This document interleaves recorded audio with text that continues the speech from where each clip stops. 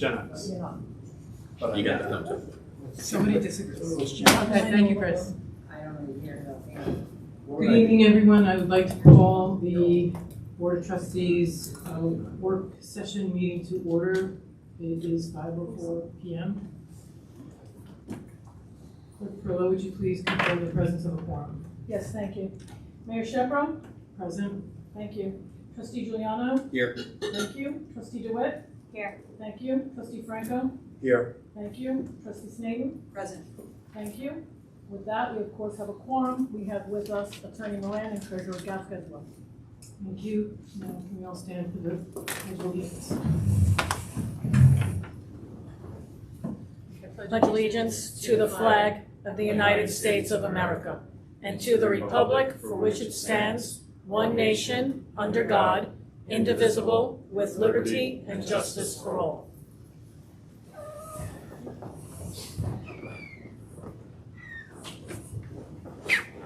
First,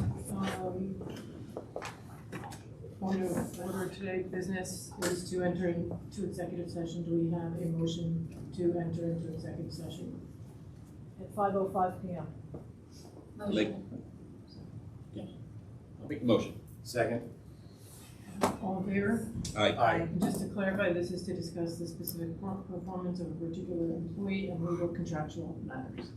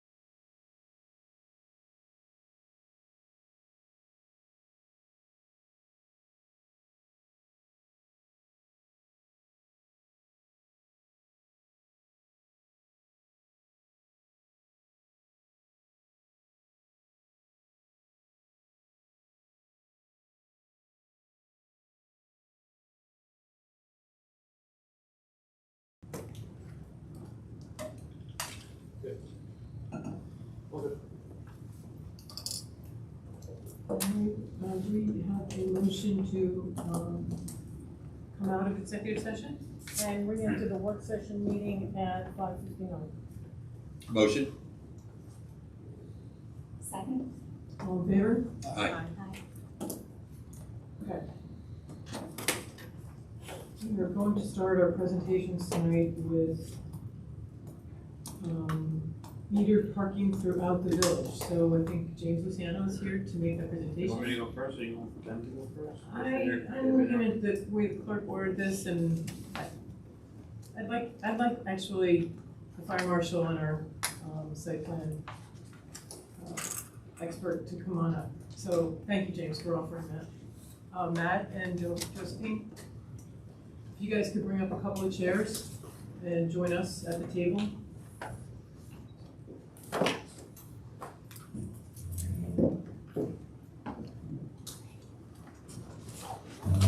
Stephen, if you move one of your drinking receptacles. I'm very thirsty. He finishes Monster. Put Mentos in it. Huh? No. No, I think I'd like to see that. Cinnamon and orange. Come closer if you want to lean on the table. I'm just thinking Use of it like you best. All right, so we have Matthew Carries, our new fire marshal, one. Thank you for coming tonight. And Josephine Castelli, who is our site plan, senior site plan, Your building plans, examiner. yes, senior building plans examiner. Or building inspector, depending on the day. So thank you both for coming here.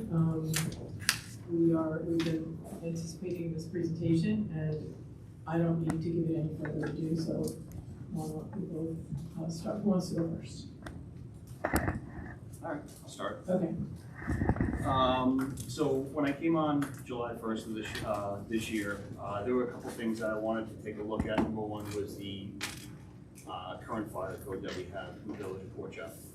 There are a lot of things that needed to be updated. The last time the village fire code was updated was 1995 by Herb Breckenbell. He's the next chief of the Port Jefferson Fire Department, and he was also a village fire marshal. Since then, we have not updated our fire code. There's been a lot of changes within the New York State Fire Code that we needed to take care of, and everything like that. In the packet that I've given you guys today, under the red tab, it's the fire codes. All the changes that I've made are listed in blue ink. The original literature that was part of the fire code is in black, and everything that's in red that we're going to look to delete. There's not much that I'm going to delete from the fire code. I just kind of moved some of it around to organize it a little bit easier for everyone to understand the fire code. We do have now 5 articles for the fire code, and everything is now separated into each article that we need to accomplish. So you'll see a lot of the code numbers changing in the village fire code just because there was a lot more literature that was added by myself. The current fire code was 31 pages long. This new fire code is 59 pages long. A lot more information that was provided that needs to be brought up to code with everything. Matt, is it safe to say that the original code that was adopted in 1990 was basically a mirror image of the town of Brookhaven code? Yes. And since then, it hasn't been caught up with the multiple amendments? Correct. The changing of the uniform code, the state fire code and all of that? Yes. And I can speak to the fact that the Brookhaven town code, since I started in 2002, has probably been amended 30 to 40 times. Correct. And this is an effort to bring it in line with the current New York State code to make sure that the health, safety, and welfare of our residents is protected pursuant to the codes as they exist today, not 1980. Correct. Thank you very much for that. One of the major things that I've changed in the fire code that I wanted to make sure that the village was very protected with was section 139-6, which is the duties of the fire marshal, which allows the fire marshal to review site plans and everything that we need to have done. Fire and life safety inspections, have the inspections taken care of, all the permit processing that needs to be done for a fire marshal, through the fire marshal's office and everything like that. Currently, right now, we have 2 permits. We have fire alarm and we have sprinkler permits. That's it for new construction. I'm looking to add 7 new permit applications for this, and those would consist of new construction, alterations, hood and duct systems, fixed extinguishing systems over cook lines that we have in our village. Key Knox box, where they have the fire safety key systems mounted on the buildings, so the fire departments are not breaking down front doors and costing business owners a lot of money on brand new doors, as well as other permits looking forward with everything. Matt, in that effort, Yes. those are inspections that you would have to do anyway if you're doing your job correctly. You just weren't, the applicant wasn't applying for those. So you were going, if you went into a space under the current code and saw all of these new things, would you inspect them anyway? So it gets a little difficult with that. I don't have, with the current code, I don't have the right to enter the premise of someone's commercial property right now, unless I'm invited on. I cannot violate their 4th Amendment right. If I see something that is a fire and life safety hazard, it is very vague in our current code right now that tells me that I can stop them from doing that. The new code right now, under the duties of the fire marshal, will allow me to go in, give a cease and desist order, and have it properly done. I'm looking to help the public and the contractor at the same time understand that there needs to be permits placed, there needs to be plans set in place, and they need to be approved. And then there needs to be a compliance inspection done with everything. A lot of stuff over the years have not been permitted, and it's actually a hazard for the community as well as our firefighters that are answering these alarms and everything right now. So we need to protect the community and we need to protect the firefighters as well, because we do not need them going into a fire and having that be a death trap for them. So. Can you point to that section, to that change you just spoke about? So Where do we see that? 139-6, it's duties of the fire marshal. It should be the first blue section that comes up, I believe. Yep. And like I said, it just talks about reviewing plans, issuing permits, being able to do stop work orders, fire investigations, hazardous response material. One thing in the duties of the fire marshal that were added as well, and I wanted to point out to the trustees and to the mayor as well tonight, is in your current code, if there was a hazmat situation, a hazardous condition situation in the village of Port Jeff, we have an intermunicipal agreement with the Brookhaven Town Fire Marshals where they would come in and be our hazmat response team. If they come in and they respond, the village is on the hook for paying for that response. And that we're talking about tens of thousands of dollars. You know, you have to pay for the fire marshal to come in, whatever mitigation work that needs to be done. This new code, and it's something that I mirrored with Brookhaven Town, it really falls on the business or the owner that's responsible for that spill to be billed for that mitigation work. That's under F1 in that section. Yes, I believe so. In section 139-10, we talked about permits, certificate of compliance, and stop work orders. These are the specific alterations to buildings, new construction, annual operating permits that we need to look to do with the village, with the fire marshal's office. When I came into this role in July, there was multiple permits processing, permit process. Somebody was like, here's a restaurant permit, here's a special permit, here's an operating permit. All I'm looking to do is I want to do 2 different permit processes. I want to have an operating permit, which handles all your businesses, your annual inspections and everything, and your installation permits, which is your construction permits. And that would fall under all the stuff that I just explained as far as new construction, alterations, hood and duct, fire service main, and be able to go with that with the fire code.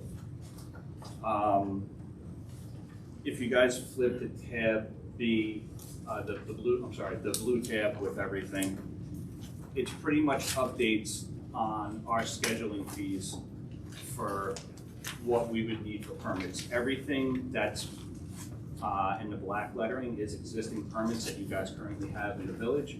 Everything that's in the blue ink is the new permits that I would like to have adopted with the village. Under our operating permits, the biggest ones would be place of assembly permits, which would be your restaurants and everything like that.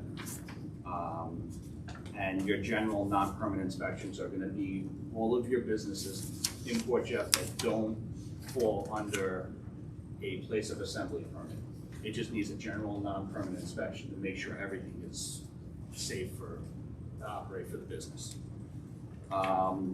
Under your installation permits, and this is a big one for us, especially for the village, we don't have a fire service main permit, we don't have a fixed extinguishing systems permit, we don't have a key Knox box, we don't have an emergency radio communications permit, a hood and duct, and your alterations and new construction. So all the new construction that we have done between Shipyard, Overbay, Conifer, none of these permits were ever issued to the building from the fire marshal's office, from what I can see. Does that mean that those safety structures don't exist within the building, or they just weren't permitted by the village? Do you know? You don't know is financing. I can't answer the question. I don't know. I wasn't here while that was going on. But all I know is looking at Laserfiche and everything like that, I can't find anything in the system, that stuff from the fire marshal's office. They may have had a building permit with the building inspector, but they never had this stuff with the fire marshal's office. And looking at our permit process right now, I see two applications. I see fire alarm and I see sprinkler. That's it. That's all that was given on. Going into projects that we're looking at, like 450 Myrtle Avenue, and our future projects and everything like that, we're gonna have 12 structures, 12 buildings that are gonna be built there. And I don't know if you guys want me to elaborate more on this or not. I think the understanding is that we don't have and it's not specific to any construction, it's generally all future construction, that you believe, and it's in keeping with other municipalities, that these standard permits, which I believe to be standard, Yes. Should be added to the code. Yes. And to talk about any individual project or what benefits, projects in general. it's not germane to the discussion. Okay. Matt, what's ERCES? So What's that? ERCES is your emergency radio communication system. What happens is, about a year and a half ago, 2 years ago, New York State stated that you have to have this system in any building that's 12,000 square feet or bigger. Now, with our future projects that are going on uptown, or potential moving on uptown, we're talking about those buildings being 65,000 square feet. So that system would have to go in there. Now, to explain what it is it's a radio communication system where they have repeaters throughout the building. It's meant for fire department, EMS, and police. When you go into these buildings, you lose direct line of sight with some of your radios, and some of the concrete walls and the elevator shafts and everything like that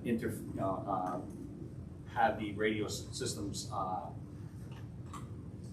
get scrambled and everything like that. So the firefighters inside don't get to hear the relay information from the command structure outside. So this is helping those firefighters, those EMS workers, those police officers, if they're in a critical situation, to get them out of that critical situation. So they're basically repeaters. Yes.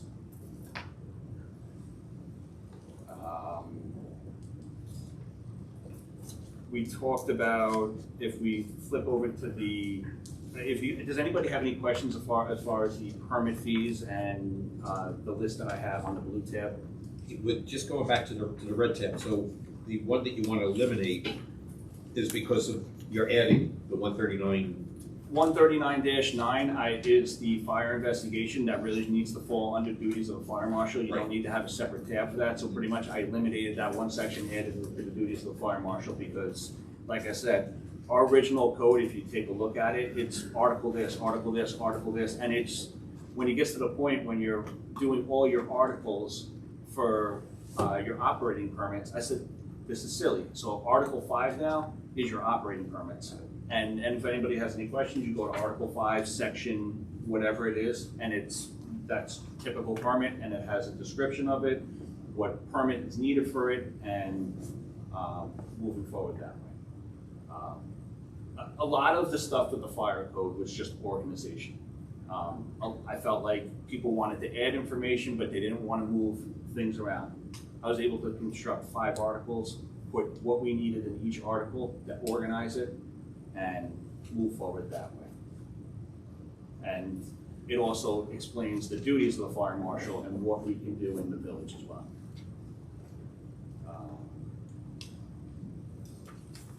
If we flip over to the green tab, this is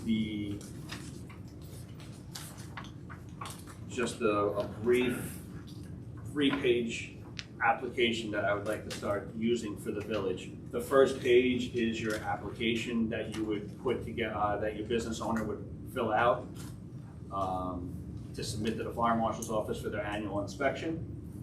The second page is going to be your business registration, and then your third page is going to be your fire protection systems that the business owner has. Now you ask me, hey Matt, what fire protection systems are we talking about? If I were to go into a restaurant, your fixed extinguishing system needs to be inspected well, it needs to be inspected twice a year, but there has to be documentation on it. Your hood and duct needs to be cleaned twice a year. I need documentation on that. If you have a fire alarm system, you have a sprinkler system, any of that stuff needs to be documented, and a contractor needs to come in and take care of and do this inspection, and I need to have that actual inspection in order for you to pass the inspections. I don't take just a signed tag and everything, it tells me, but I also need documentation, because what I do is I take your application, I take your business registration, and I take your system registration information, and I put it in a folder for 2026, and now I have all the information to pass your inspection for the year. As well as my annual fire inspection report for the year that I will put into the system. So this will be a 3-page packet that I'm looking to distribute to the business owners. They would fill it out, they would send it back to myself or the administration office.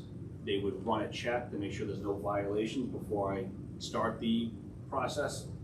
And if there is no violations, then I would then take it from them, start my inspection. Once all my documentation has been submitted to me, I then pass the inspection and they get their certificate of compliance for the year.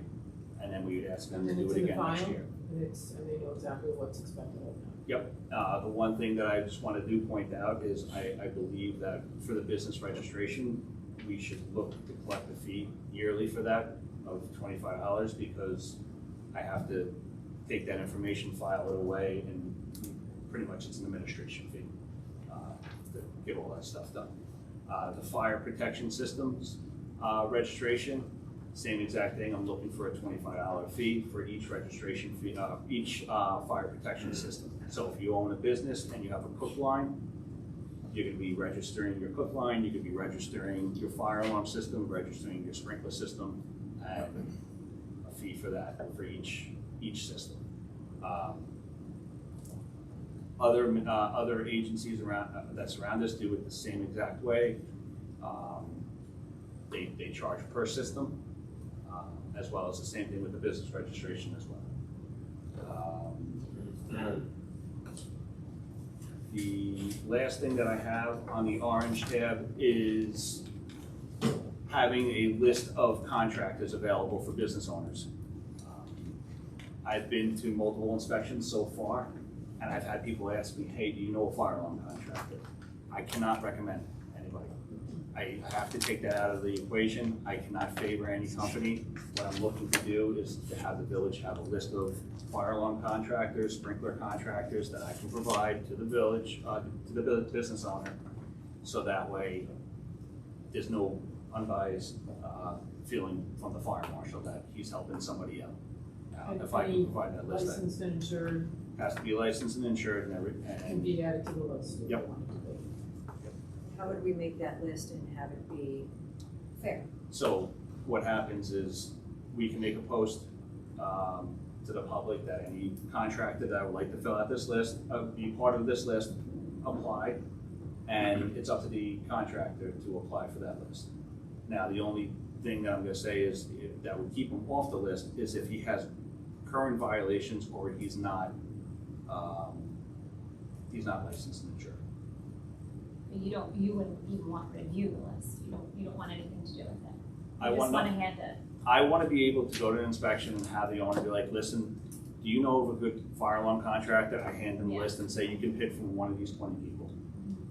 Attorney Moran? The board has the authority to do that, right? You don't wanna make necessary referrals, but you do have the right to say, I don't know if there exists, but if there was, let's just say, 3 fire alarm companies that are like in the village, you could certainly say these are the ones in the village. You could limit it to Brookhaven, you could extend it to the county. The idea is you want someone that's going to be good to our resident or a commercial business owner and also responsive to our fire marshal and not in Nassau County or, trying to get here in an emergency from Babylon. Anyone has a right to hire whoever they want, but if we're making a list, we have the right to promulgate a list, an unbiased list. The same's gonna be true, I'm sure, when we get to the building division about electrical underwriters. It's, anyone who goes through that process, majority of the people, and they're like, oh, you need an underwriter certificate. They're like, what? I had an electrician, they did the work. No, you need an underwriter certificate. I know in Brookhaven, we hand them a list of.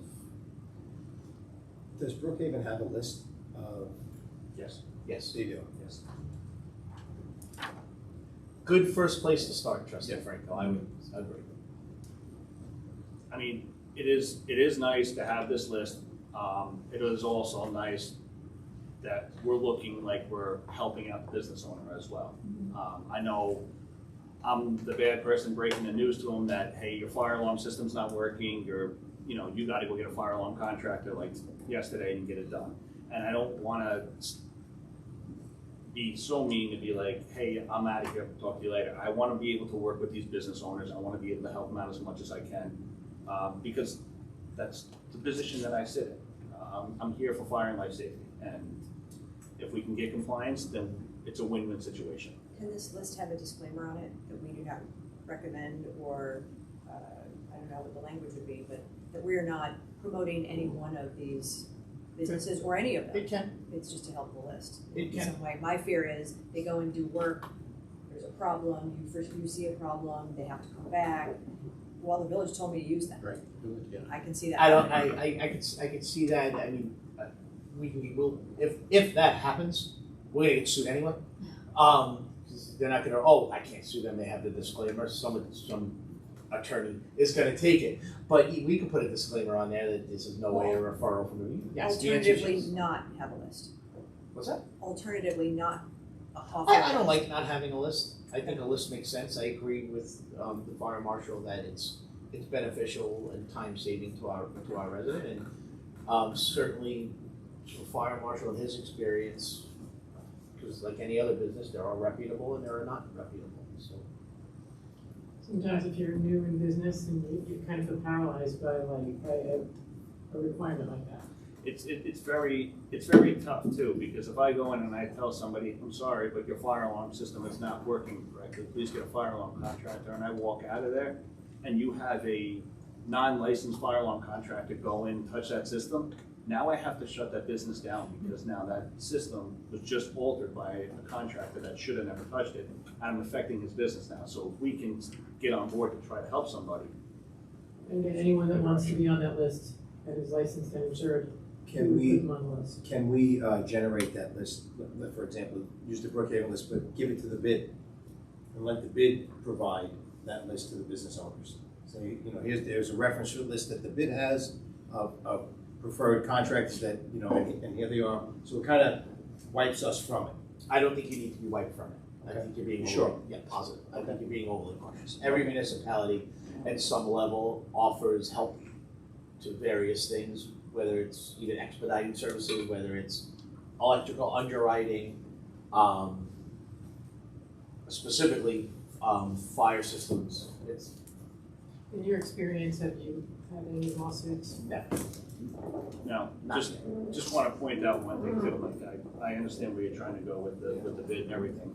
just But another layer. here's the thing, is that if we have a contractor that's on that list, and I have a problem with that contractor because he violated one of the village codes, I should have that obligation to take that person off that list right now and say, you cannot, we're taking you off the list until you fix your violation right now. If we went through the bid and everything like that, I think it gets a little difficult. Whatever you guys want to do, I'm just trying to make it easier for people.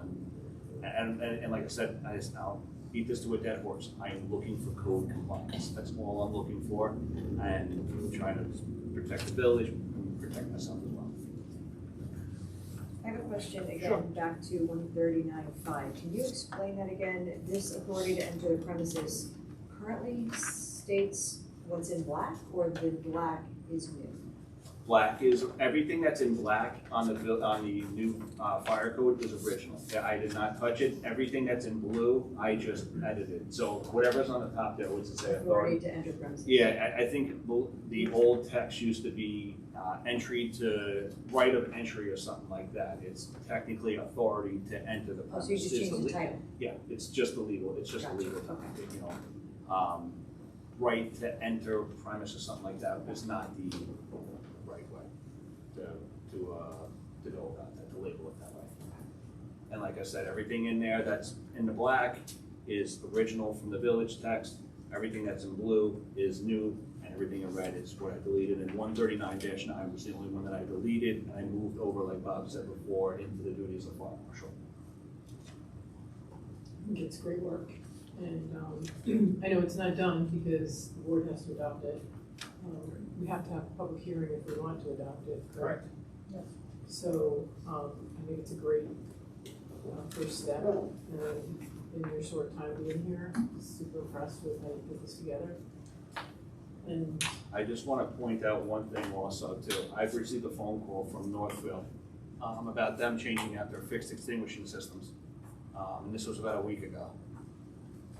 We don't have a permit process right now. I don't have a permit in place to give to them right now, or a way of doing this. I told them if they could give me a week so I can get some clarification on it. We'll talk, okay.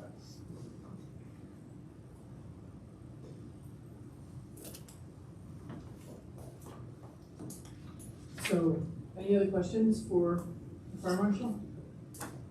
All right. Nope. Good job. Thanks, Yeah, Jack. thank you. Thank you so much. Thank you very much, very thorough. All right, Justine. All right, so some of the incumbent trustees might remember, I came in, I think it was thank you. Some of the incumbent trustees might remember that we gave you an update last January that we were starting to look at changing the fees because at that point, it was a little under 6 years. It's now over 6 years since the fees haven't changed. So I put together a presentation which I hope you looked at ahead of time. If you have any questions, just gonna walk through it real quick. We've kind of put, I guess, a burden on the taxpayer by maybe not raising fees regularly, because now we have a deficit in the total compensation for the building, planning, fire marshal. And I talked to that a little bit in January. And, cost of everything has gone up, right? Salaries have gone up, benefits have gone up, just paper's gone up. So what we're trying to do is put together a reasonable increase that would bring us in line with where we would be if we had raised fees all along, and also to get us a little bit more in line with our comparable municipalities. So the first section just sort of explains what's in the packet. The second section lists the current fees, the proposed fees, and we're also proposing to make some changes to update the fees to be, again, like Matt, to be in line with current changes. So similar to Matt, the red indicates fees to eliminate. In my case, I have green as new fees. Some indications of that are, say, an energy storage system. Solar became popular a decade or so ago, but now people are installing Tesla Powerwalls, an energy storage system, to store energy now to use for themselves, right? Instead of getting it from the panels. So that needs a permit. There's a whole code section on that now in the latest code update that we got at the end of January. And solar demolition, some of these panels that have been in place for a while are starting to fail and need to be either taken off or replaced. So we added electric vehicle chargers, that's new, especially if they're hardwired. There's a whole code section about that that talks about where they can be and how they have to be installed. So we have current and proposed, we have some switching around. Currently we take a cash bond of $1,000. If you have your building construction costs greater than $25,000. It's supposed to be used by the village if there's any damage to village property. And $1,000 really doesn't do much if there's damage to the road or damage to a right-of-way. We're proposing to shift that over to DPW and make it a surety bond. And DPW, so now everybody would need to go, if they have over $25,000 in construction costs, they'll need to go to DPW and get a permit and submit a surety bond based on real-time calculations that DPW is going to do based off of cubic yards and lineal feet and costs of asphalt, concrete, and other stuff. So we're hoping to make some changes to make things a little more clear and a little more current. So that is the current and proposed fees. Then what I did on the kind of pull-out page, oh, sorry, not as, yeah, that's a little better. I'll shift up some. I just did a quick snapshot of some typical building fees on what we currently charge, what we're proposing to charge, and what some of the comparable municipalities charge. I have data from other municipalities. One of the things you'll see on the page after that is a cost escalation analysis. So if you look at the bottom three, if we were to raise the fees 3%, 5%, 10% each year, and you look at the proposed and you look at where in 2025, we're kind of where we would be if we routinely raise fees like most municipalities do. The only outlier are the building permit fees, so you'll see that's quite a bit of a jump. In that case, we were trying to get us more in line with some comparable villages, such as the village of Northport charges for 2,000 square foot home that costs $400,000 to build. They charge $4,025. Village of Popot charges $4,000. We have some other similar villages like Huntington Bay and Lloyd Harbor. They're a lot higher. They're $8,100 for a new house. Village of Saltaire, water-based type of village like we are, but evidently a lot smaller. They charge $10,000. Village of Avalon's doing something over there with their $10,085 for a house. And their commercial, $680,000 for a permit for 60,000 square foot. So we're just trying to get those fees a little bit more in line with what our neighbors are doing. I have heard from, as I'm talking to professionals that are coming in, whether it's lawyers or expediters or accountants, and they routinely say, why are your fees so much lower than everybody else? So just something to keep in mind as we're going forward. And then the last page was just trying to give you a little data to show. So when I last spoke to you, we had, I guess we didn't have the full fiscal year in, but we took in for 2025, 2026, $289,954 and change in fees received. And the total compensation for the fire marshal, building and planning was about $795,000, which is a real big deficit. So that means, and I guess, I'm not the treasurer, that money's coming from somewhere, right? So it's coming from the tax base. Fees like this should be user-driven, right? So if you decide you want to put an addition on, you're gonna pay a fee. If I decide I'm not putting an addition on, I'm trying to offset me paying taxes on that and contributing towards that. So what I did is if I took on the second line on the top section, most of the fees are roughly a 25% increase, except for building fees. So if we calculated the application fee increase from what was received for last fiscal year, it brings us from 289 and change to 362, so it drops the deficit from about 505,000 to about 143,000. That will probably be offset with potential fire marshal fees, some big jobs coming down the line because they'll go under a building fee, not the 25% increase. So hopefully we can get this to a point where these fees are covering the building, fire marshal, planning, salaries, total compensation, and it's not a burden to the taxpayers. So did just throw a lot out there. Anybody have any questions?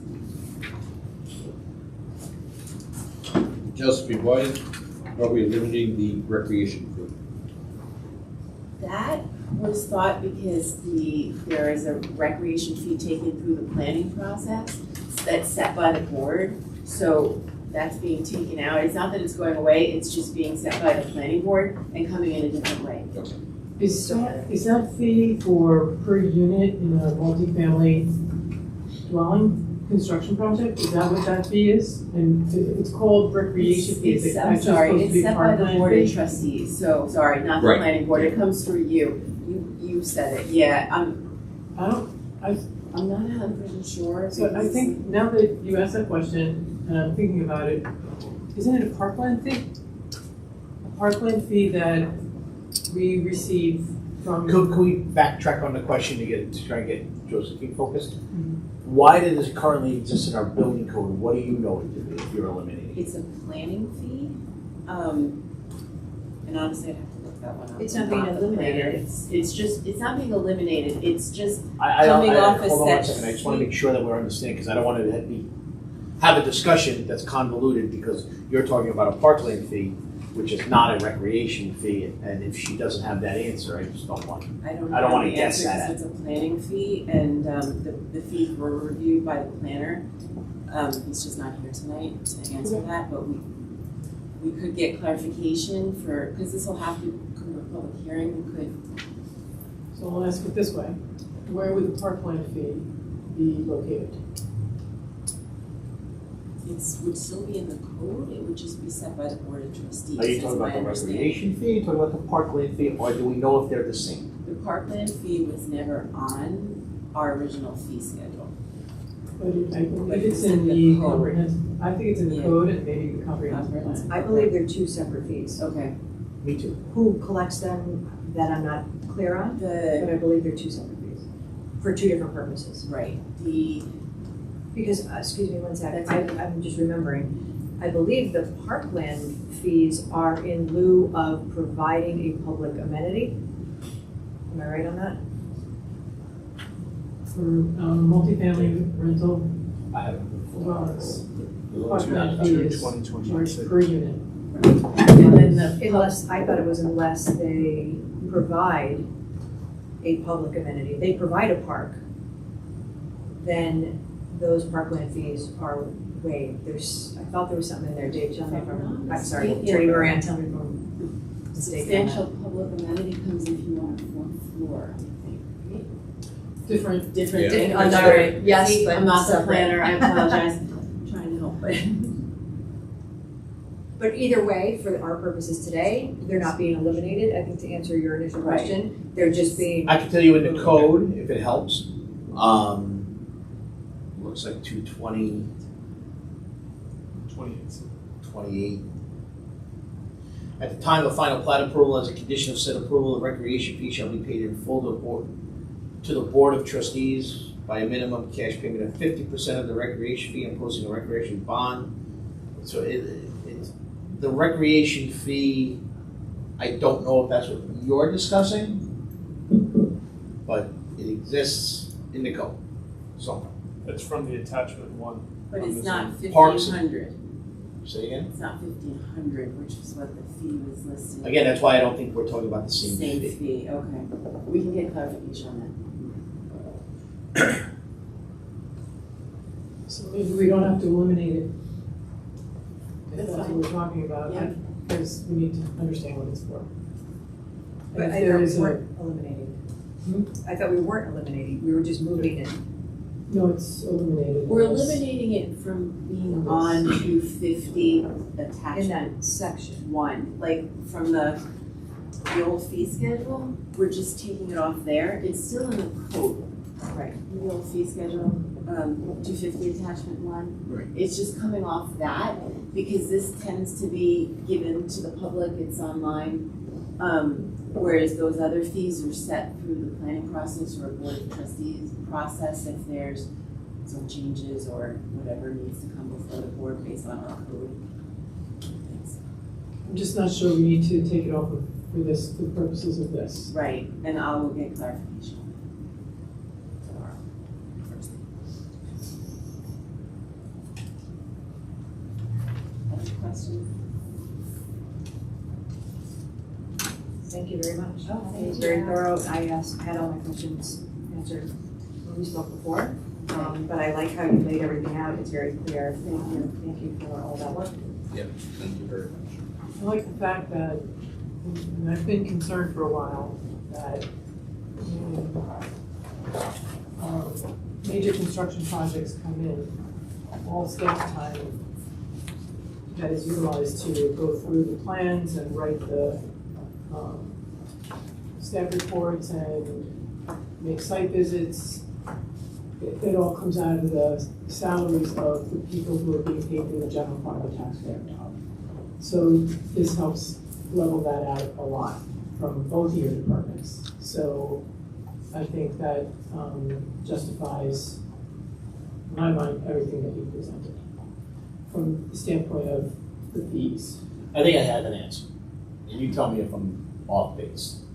You're trying to set building fees. Right. Building, planning, and the sanitation, just to help the clerk's office out. Okay. And then your dumpster fee. Because the chart that you eventually will be amending that speaks of all the fees references 220-28C1A as a recreation fee of $1,500. And when that comes into play is in case that a planning board finds that due to size, topography, and location of the subdivision, land for a park, playground, or other recreational purpose cannot be properly located therein, or in the opinion of the planning board not desirable, the planning board shall then require a condition to the approval at the payment of the village based on appraisal. And A says, in case of a minor subdivision, the sum set forth in the table of fees per vacant parcel Okay. or a lot created shall be paid in full to the village upon approval of the subdivision. And if you go to the chart, it's $1,500. Okay, so it sounds like we need to add that back in. And Unless a discussion has been made at the planning level with Dan about, I will check. because there's another section of the code that I would submit is likely much greater fee. And I don't know what, off the top of my head, because I'm not the land use attorney here, where you draw the line between a minor subdivision and a major subdivision. 4 lots or larger is major. So I just want to make sure that we're not eliminating something that planning board might want to take greater control over in setting the fee, Right. because that would make sense to me. But Okay.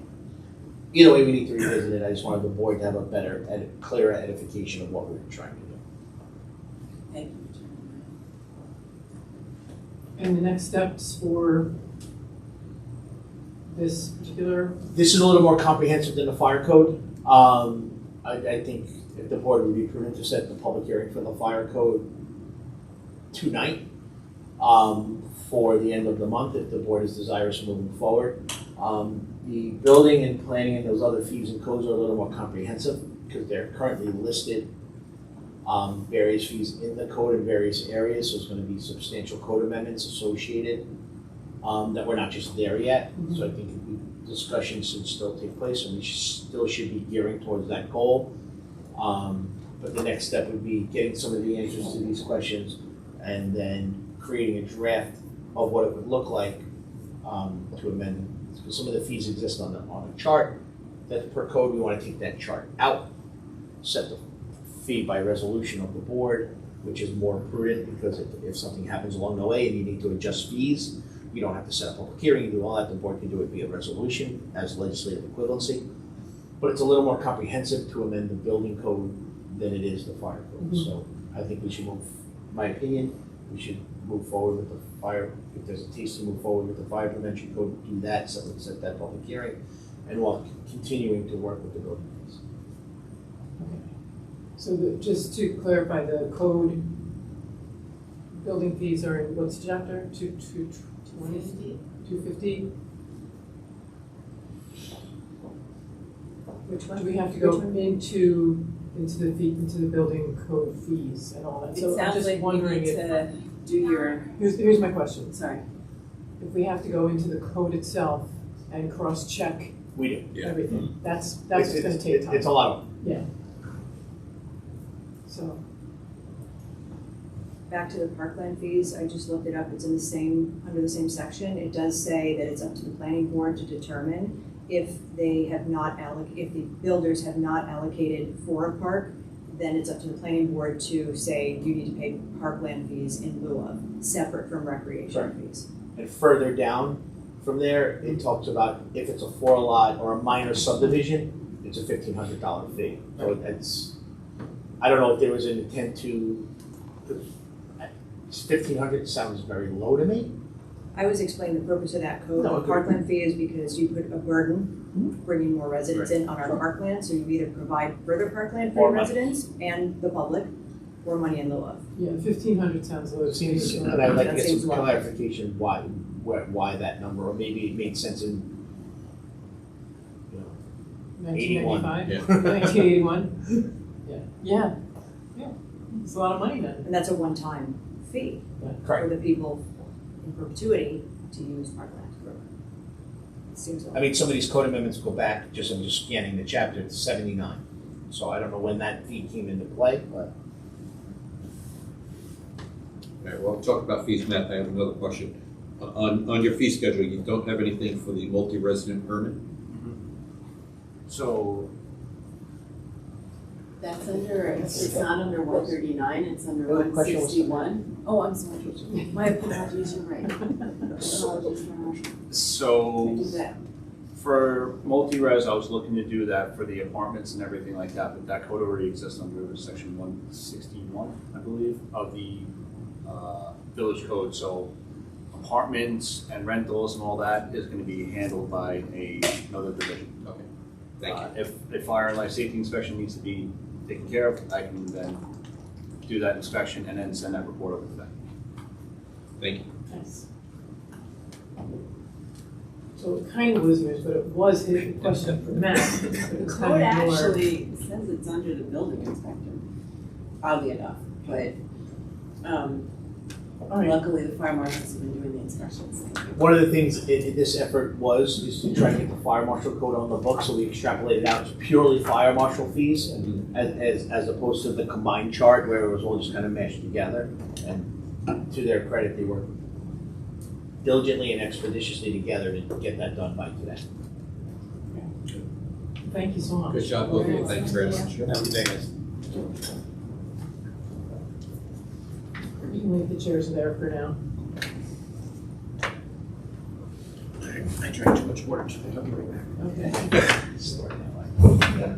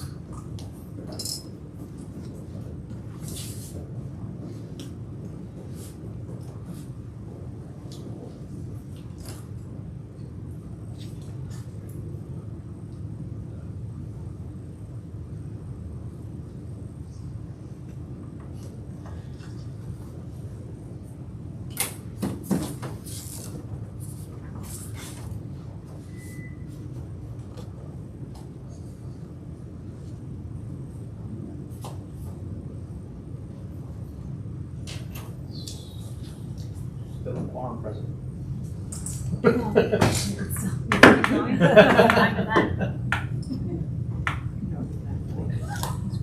They won't have. Let's go. Yeah. Just doing stuff. They may just leave, they're like, you don't need us. For real. I can handle it. Yeah.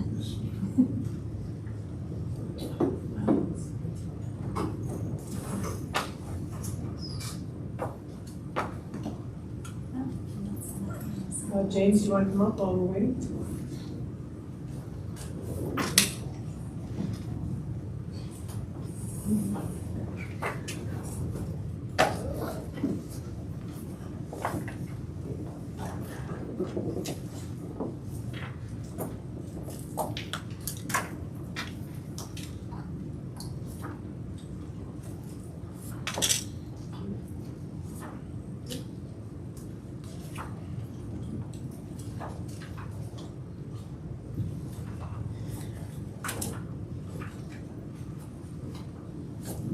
Okay, thank you for giving me the opportunity to speak tonight. I'm just going to go over this presentation fairly quickly, if you can follow along. James, excuse me one second. Are you here in any official capacity for any organization or just personally as a business owner? Can you just let the public know? I'm here personally as a business owner. He was invited by the trustees, so. Yes, Well, I yes, was, but in what capacity?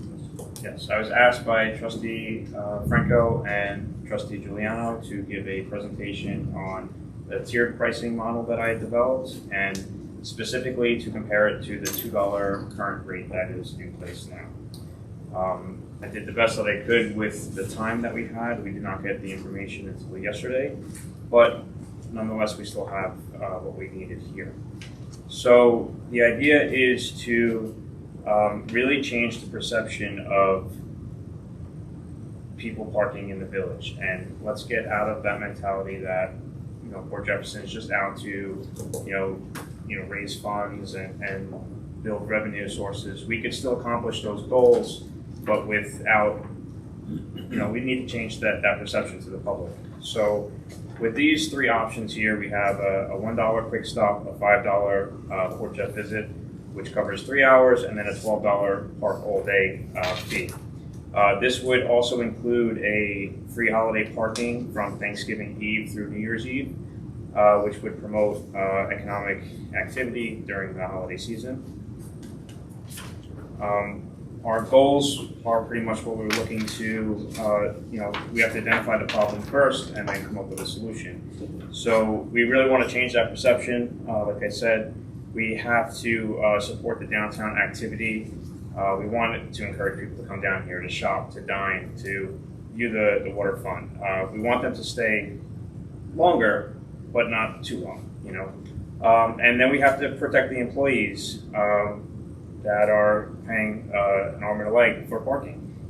There has to be some sort of middle ground to protect them, as well as we do offer the free parking lots. But when an employee comes in at 4 o'clock in the afternoon, those free lots are full, so those options are not always available.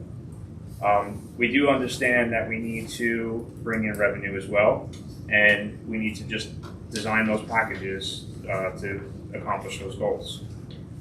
We have 4 groups of people that we really want to accommodate. We have the quick shoppers that they're going to come in and pick up their takeout food. They might run to the pharmacy, pick up ice cream, get a haircut, quick errands throughout the village. Those are the people that we want to cover for $1. Let them be in and out in the village. They're still going to pay to park, but they're not going to be paying more than they need to. We were going to eliminate all other options other than these 3. The second group of people that we're going to be looking to fulfill are the Port Jefferson visitors. Those are people that are coming to, maybe watch a show at Theater 3, go out to dinner, walk around the town, go shopping. They're going to spend approximately 3 hours in the village. So we want to give them a clean rate of $5 for that time period. And then we have the people that work in the village, or they're going to be here for the whole day. We want to have a nice, comfortable cap on that at $12, where they're not feeling like they're spending too much money to be down here, but they are still paying their share. And then our fourth group of people are gonna be the residents, which they always receive free parking privileges, and we're not looking to change that. Again, the three plans would be $1 for the quick stop, $5 for up to 3 hours, and then $12 for the all-day daily maximum. That's like 12 to 12, right? Correct, That- yeah. that covers- It would expire at the end of the day, so that it's not carrying forward to the next day. And I had originally come up with $10 for that rate. It just doesn't hit the numbers that we need. So $12 is going to be more economic for us. When it comes to comparing these numbers to our past data, that's where things become very difficult. We haven't had, in the last 5 years, a consistent period of time to, compare apples to apples data from. We had the free months have changed, we've had the hours have changed, the rates have changed, the minimum purchases have changed. There's no way to really go through this data and calculate, what are we going to bring in this year if we go to this model compared to what we did last year? Because even in the last 12 months, we haven't had consistency. We've changed the time period. We've changed, we had free parking during the week from October to November before we changed that. I mean, there's been so many different factors. You cannot use the transactional data to come up with these numbers. So what I did take was the most recent transactional data, and that was from May, June, and July. And those we have the accurate data for the time periods. We have how many hours per day people were buying, whether they were buying 1 hour, 2 hours, 3 hours. And this is how we got our percentages here. You'll see the bulk of our hours are being purchased, in the 3-hour range on the charts. If you look on that chart, I want to reiterate something where cost may be a factor on how much time people are buying. When the rate was $1 an hour in the month of May, you can notice that people were buying a lot more time than they were buying in June and July when the rate was higher. We don't know that that's correlated, but the data shows that that's correlated. So people want the convenience of, oh, it's inexpensive for me to just buy 4 hours. I'm going to buy 4 hours because it's $4. They're going to be hesitant to buy 4 hours when it's $3 an hour. So you may not be getting the revenue that you would expect by having a higher rate. The tiered plan sells convenience. We're not looking to sell minutes. The biggest thing is at $2 an hour, people are coming in and they're saying, how little time can I buy? Am I going to have enough time for dessert before my parking expires? Do I need to buy another hour? When you have a $5 flat rate for 3 hours, that perception is gone now. You've eliminated that worry of, I don't have enough time. Like, we had to wait for a table. The show ran a little bit later. We got here a little bit earlier. This gives people more comfort and they don't have to worry about their pockets. We did a direct comparison from May, June, and July, broken down from the $2 an hour, which we are currently at, versus the tier plan of $1, $5, and $12. And you'll see that it's a small increase, but doing a tiered plan actually brings in more revenue than the $2 an hour plan. It's about 3.4%. James, did you factor into this analysis that you were going to shut the meters off for the October, November? No, just from Thanksgiving to New Year's. Thanksgiving to New Year's. Yes. So did we factor that in? Yes, that's factored into this. The next page goes into the $1.4 million projection. The original plan was $2 Monday through Thursday, $3 Friday through Sunday, 12 to 12, from Thanksgiving Eve till April 1st would be a free period. The approximate revenue per transaction under that scale was $6.23. That's about 154,000 transactions. That generates realistically $960,000 to $1 million. What it would take to reach $1.4 million is an increase of about 45% of transactions. So I really think that 1.4 million was over projected to begin with, and we may never achieve that rate even if we were at the $2 and $3 an hour rate. You would need, the transactions would have to increase substantially to achieve that number. You're looking at, you would need 224,000 transactions for the year, where we're estimated at 154,000. So I'd be interested to see a little bit more on where we got that 1.4 million and what numbers we were using to test that sample, because from the data we pulled from the website, that's not possible. I do believe we're ahead this year, correct, already, Stephen, on those transaction numbers monthly? Is that, you understand what I'm Yes, we were over last year, yes. Okay. And we should be over last year because we increased the time from 8 to 12, so we did give 25% more meter time also, so we should be. Register more transactions. Correct. Was it, do we know, did we do an analysis on whether or not it was on track to reach the required number of transactions? July took a hit, so I would say probably not after July. I'm just, in general, are we on track? I don't. For 1.4, no. No, for the number of transactions. The transactions. Of what was predicted, Yeah. projected, no. How many No. transactions were we, is 154, is that the number of transactions we had to have to get to 1.4, or what was the number, 200 No, I have to something? pull, I had a table, I had a whole, an It's okay. analysis Yeah, we weren't, that I had done. 154 is the projection is the 1 for million. this. It's for the 1 million. Part of the increase in projection for the numbers when I had done this was a projection, was how many more transactions we were gonna do after 8 o'clock, and that number has been underwhelming. The after 8 o'clock, it hasn't hit what necessarily we thought, and looking at past transactions, it's been below.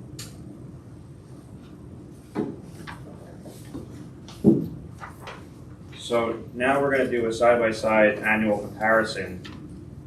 The $2 and $3 plan, which we did think was a little bit too expensive for parking, with a free period of April 1st to Thanksgiving Eve, would bring in approximately $975,000. Again, these numbers can be adjusted when we have actual data and we can plug in the transactions. But if we're going on, we want to compare these side by side. We're going to do apples to apples. This is what we would end up with. The new $2 an hour plan that you guys have enacted now with year-round metering would bring in about $896,000. And then the tiered plan of the 1, 5, and 12 with the free holiday period would be $885. So if you're comparing the $2 an hour plan, which I was asked to do, to the tiered plan, you're at about $11,000 difference, but you're giving away that free month of parking during the month of December, which I think is important. Stephen, at the current plan, $2 all year round, is that $896,000 number correct in your projection, or is that below your projection? When I did that projection, I revised the number of transactions to bring the number of transactions down from what I had created from the 1.4. So I think the 1.3 is actually pretty close, depending on what happens December through Correct. So the $896,000 that we're looking at right now is about $400,000 below what we're anticipating to bring in. Am I correct with that? Yes. Okay. That's not entirely true.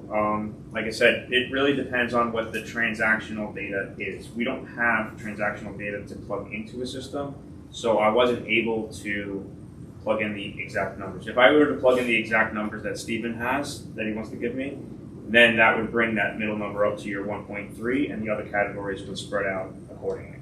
So if you're looking at the original, it's 963 instead of the 1.4. If you were to scale those numbers correctly, you're still up. So you're going to be lower than the $2 an hour rate, maybe by 100,000, but you're not going to be 500,000 lower. Again, we don't have those numbers, and I did FOIL them to see if I can get in every single day transaction history, which I haven't received yet. But this is going to be based on what we do have. We do have 3 months worth of data, so that's the data that we can plug into the system. And then would the same be true for the tiered rates as well? That they Right. So these 3 plans on this page, if you're looking at this one, these are all scalable. and you can scale them appropriately depending on what your income is. So you could say, I want to go up 5%, then you increase each category 5%, it'll be the same. So James, just so that I'm clear, and I hope I understand what you're saying, the tiered plan that you're putting forward, if we went the whole year with that, right, we didn't shut them off, you're saying we're coming around 1.2 million. We'd be about $100,000 short, is that what you're saying? If we scale it, yes. If you scale it correctly. Also, But shutting them down, sorry to interrupt, but, The month of shutting them December. down, yeah. so Stephen, if your 1.3 is more accurate on the 2-hour plan, is that based on transactions, so therefore the tiered plan would be a little higher? Would both numbers kind of go up based on your predictions? I'd have to plug the tiered plan into the total transactions and the history. We don't, the biggest issue that we don't have enough transactional history December to March. We have 1 year where we did it in the last 20 where we've done December to March, and that was on weekends only, Friday, Saturday, and Sunday. So I have that data. I know over the course of the year what percentage of transactions happen during the week, Monday through Thursday, what happens on the weekends, if that trend. I tried to come up with potential transactions based off of that trend and what we did that weekend, that year. To come up with the $2 number, just to be specific.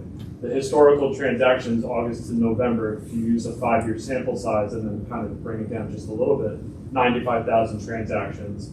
The potential year-round transactions would be an additional 60,000 December through March, about 15,000 a year, a month. And then April to May, for the last 3 years, we've averaged about 35,000. So that's how I came up with, we have, after July, another 190,000 transactions at an average of about 2.5 hours per transaction times $2. That's where I got 1,269,000 from what we've already collected June and July. We get another 50,000 from Danfords and another 20,000 from Chargeville. So that's where I came up with the number. So that is a revision, those transactions I had brought down from the 1.4 based off of what I saw already, June and July. So then I think thank you for that explanation. I think then the short answer would be yes, that 885 based on the tiered plan that James is showing us would be higher. It should be within 10,000. It should be very close because you're going to correlate. So I had taken the May, June, and July transactions, and the transactions are what determine that final number. So if you increase the transactions, you're going to increase that. Yeah.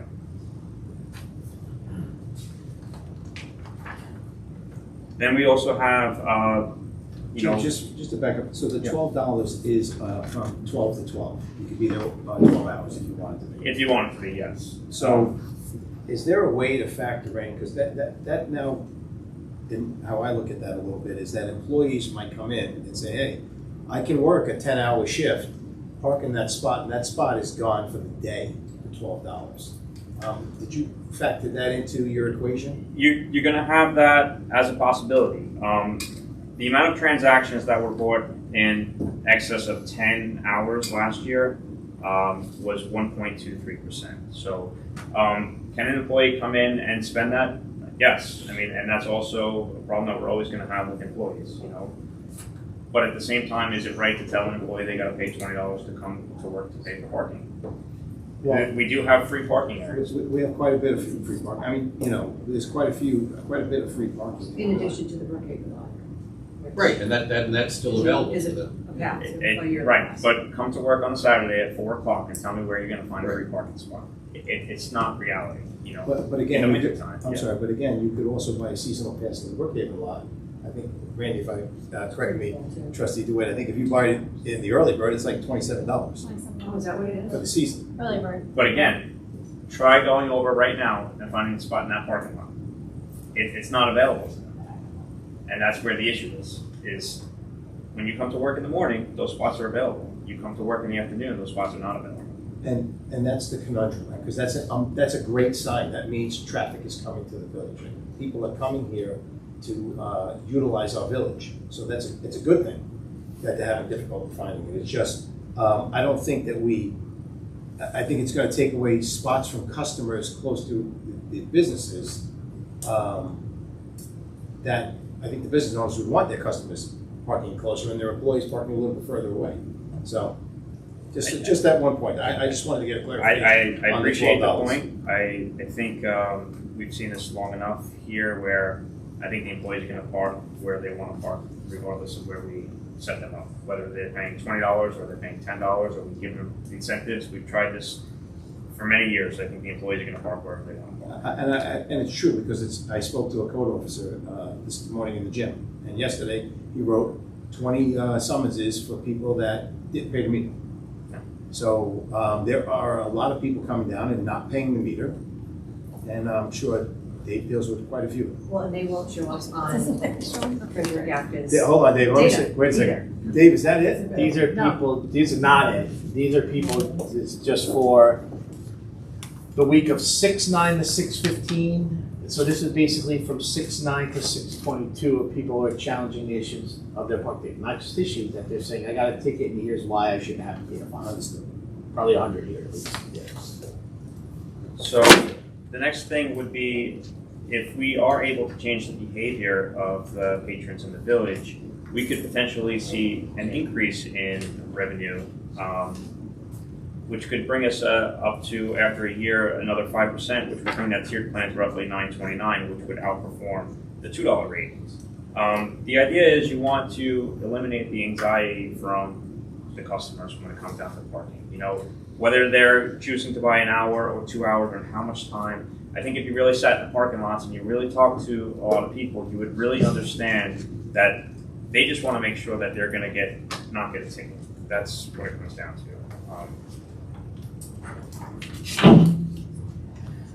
So again, you know, we're trying to create an economic policy here that supports all types of guests to the customer. I think if we work out a parking plan that really is catered to specific individuals, I think that that's really the goal that we want to accomplish. We want everyone to come into the village and spend money and be able to accomplish what they want at the cheapest cost possible while not sacrificing revenue for us. You know, I'd say that this would be a good time to adopt it as a one-year pilot, measure it properly. You need to be able to measure the transactions by tier, the paid occupancy turnover, the revenue month and day of the week, the average purchase duration, and get business feedback. I think that we're in a problem here now where we do not have the data to accurately price parking. We don't have the transactional data. We don't have the correct time frames. I think that a 12 to 12 is a great measurement of how much time people spend. I think having the data for January, February, and March would be significant to you know, future planning. I do like the idea of having December being a free month. It's not a deal breaker not having that, but I do think that giving back during that time is great.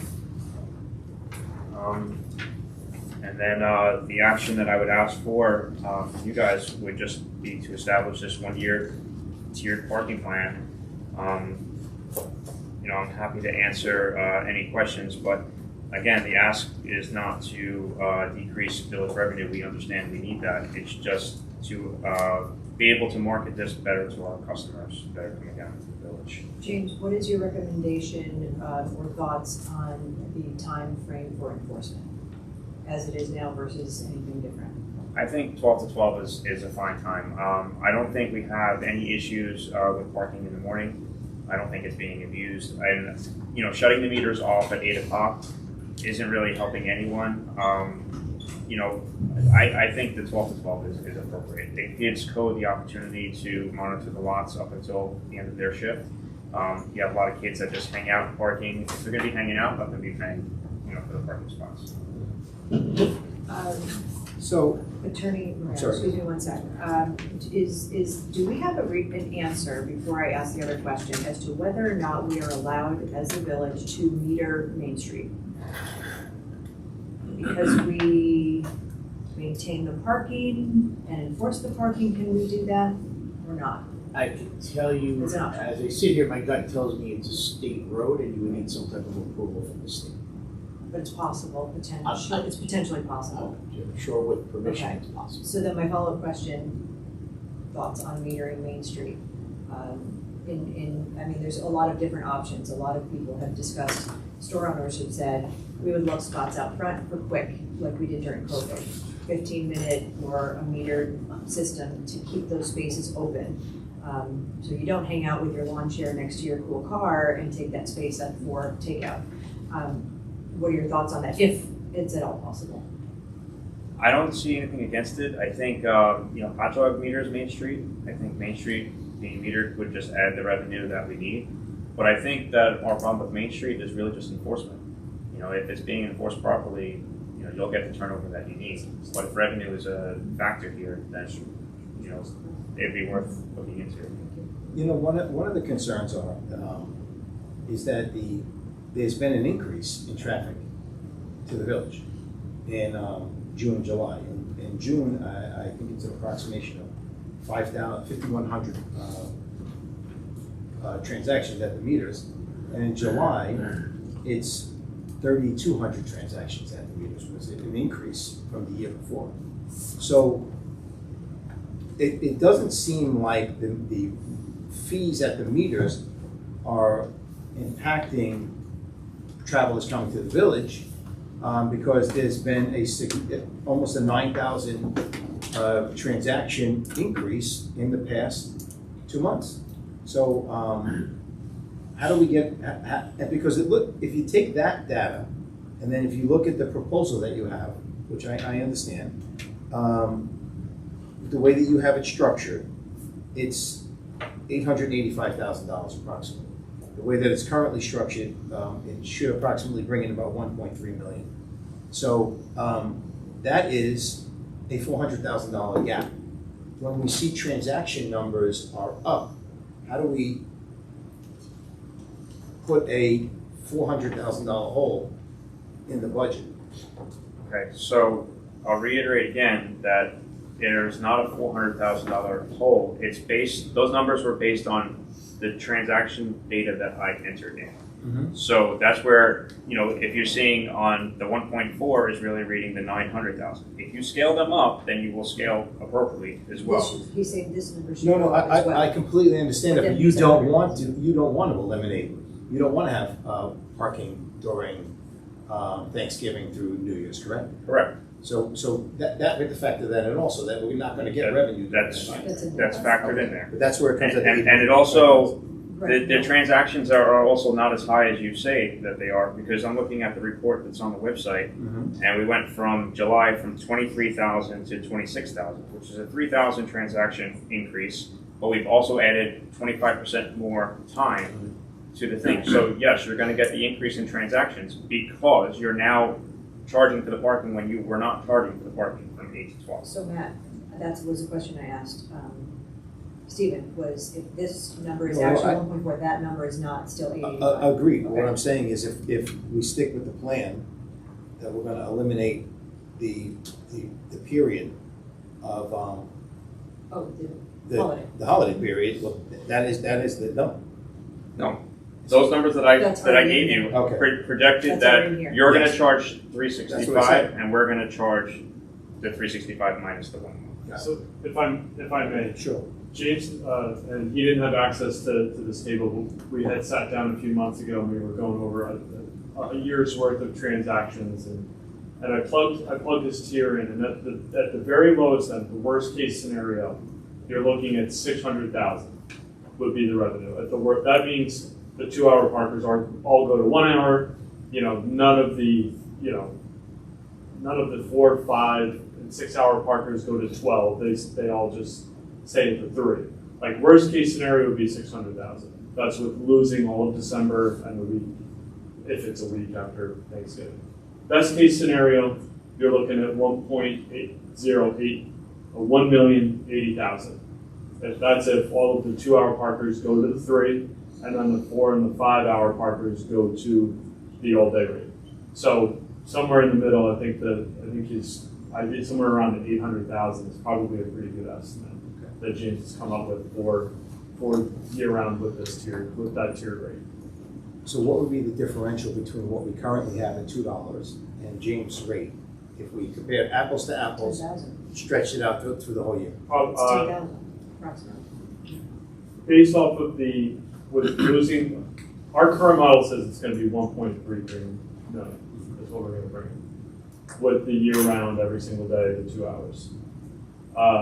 With the tiered, we would have to bring, from that particular projection, another 350,000 down. My recommendation would be, in line with James, it would be project somewhere around 850,000. And then when you add Danfords in and the other 20, you'd be looking at 920 for the entire year. That would be, I would agree with James on that projection, based off of the worst and best case scenario numbers. Trustees stated it appears that we would need express written approval from New York State DOT to regulate charge for parking arrangements. Thank you. It's impossible, but a move or two.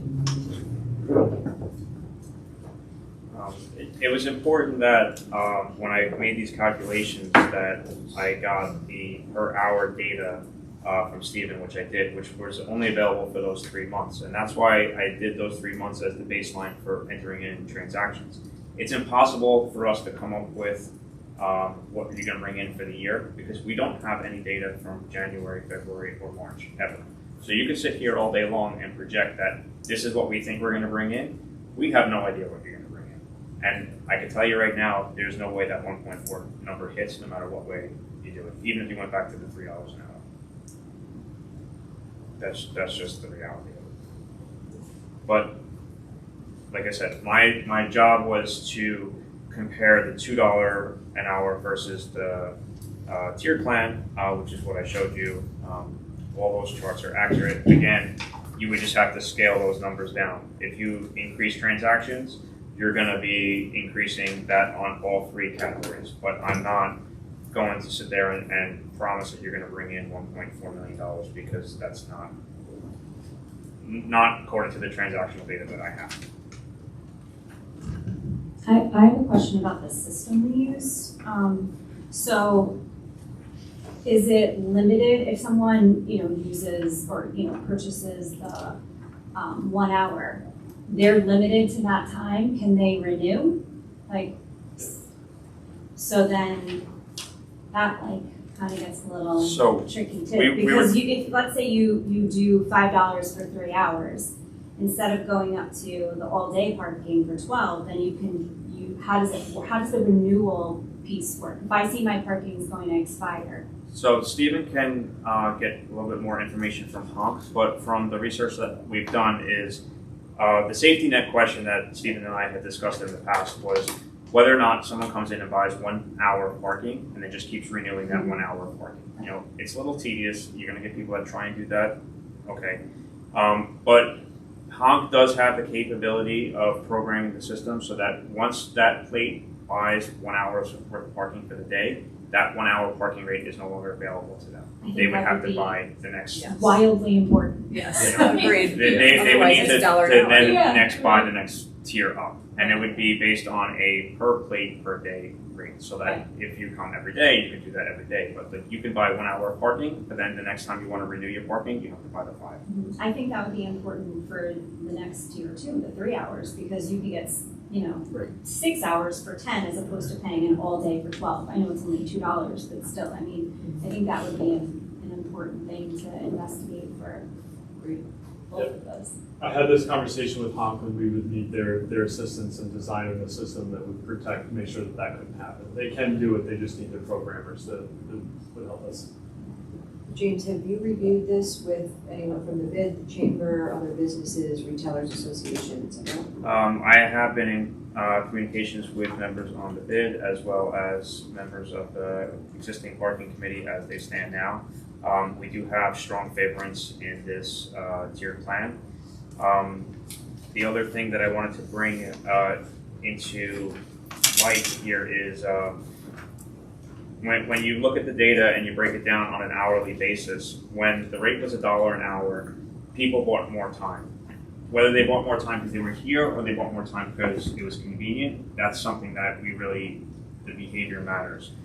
We saw a huge drop in the amount of time over the months of June and July. And I think that you would see more people are going to buy that $5 an hour range that would only buy $1 worth of parking just because it's convenient. They know that they spend the $5, it's not a big deal. We're going to get paid for extra parking that's not being utilized.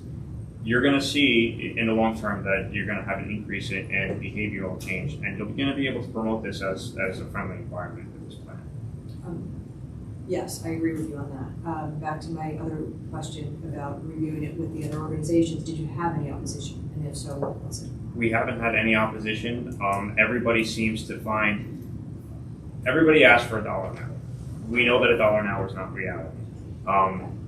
So now it comes down to, well, how can we get $1 an hour for the customers that need it and not for everybody? And this is what we came up with.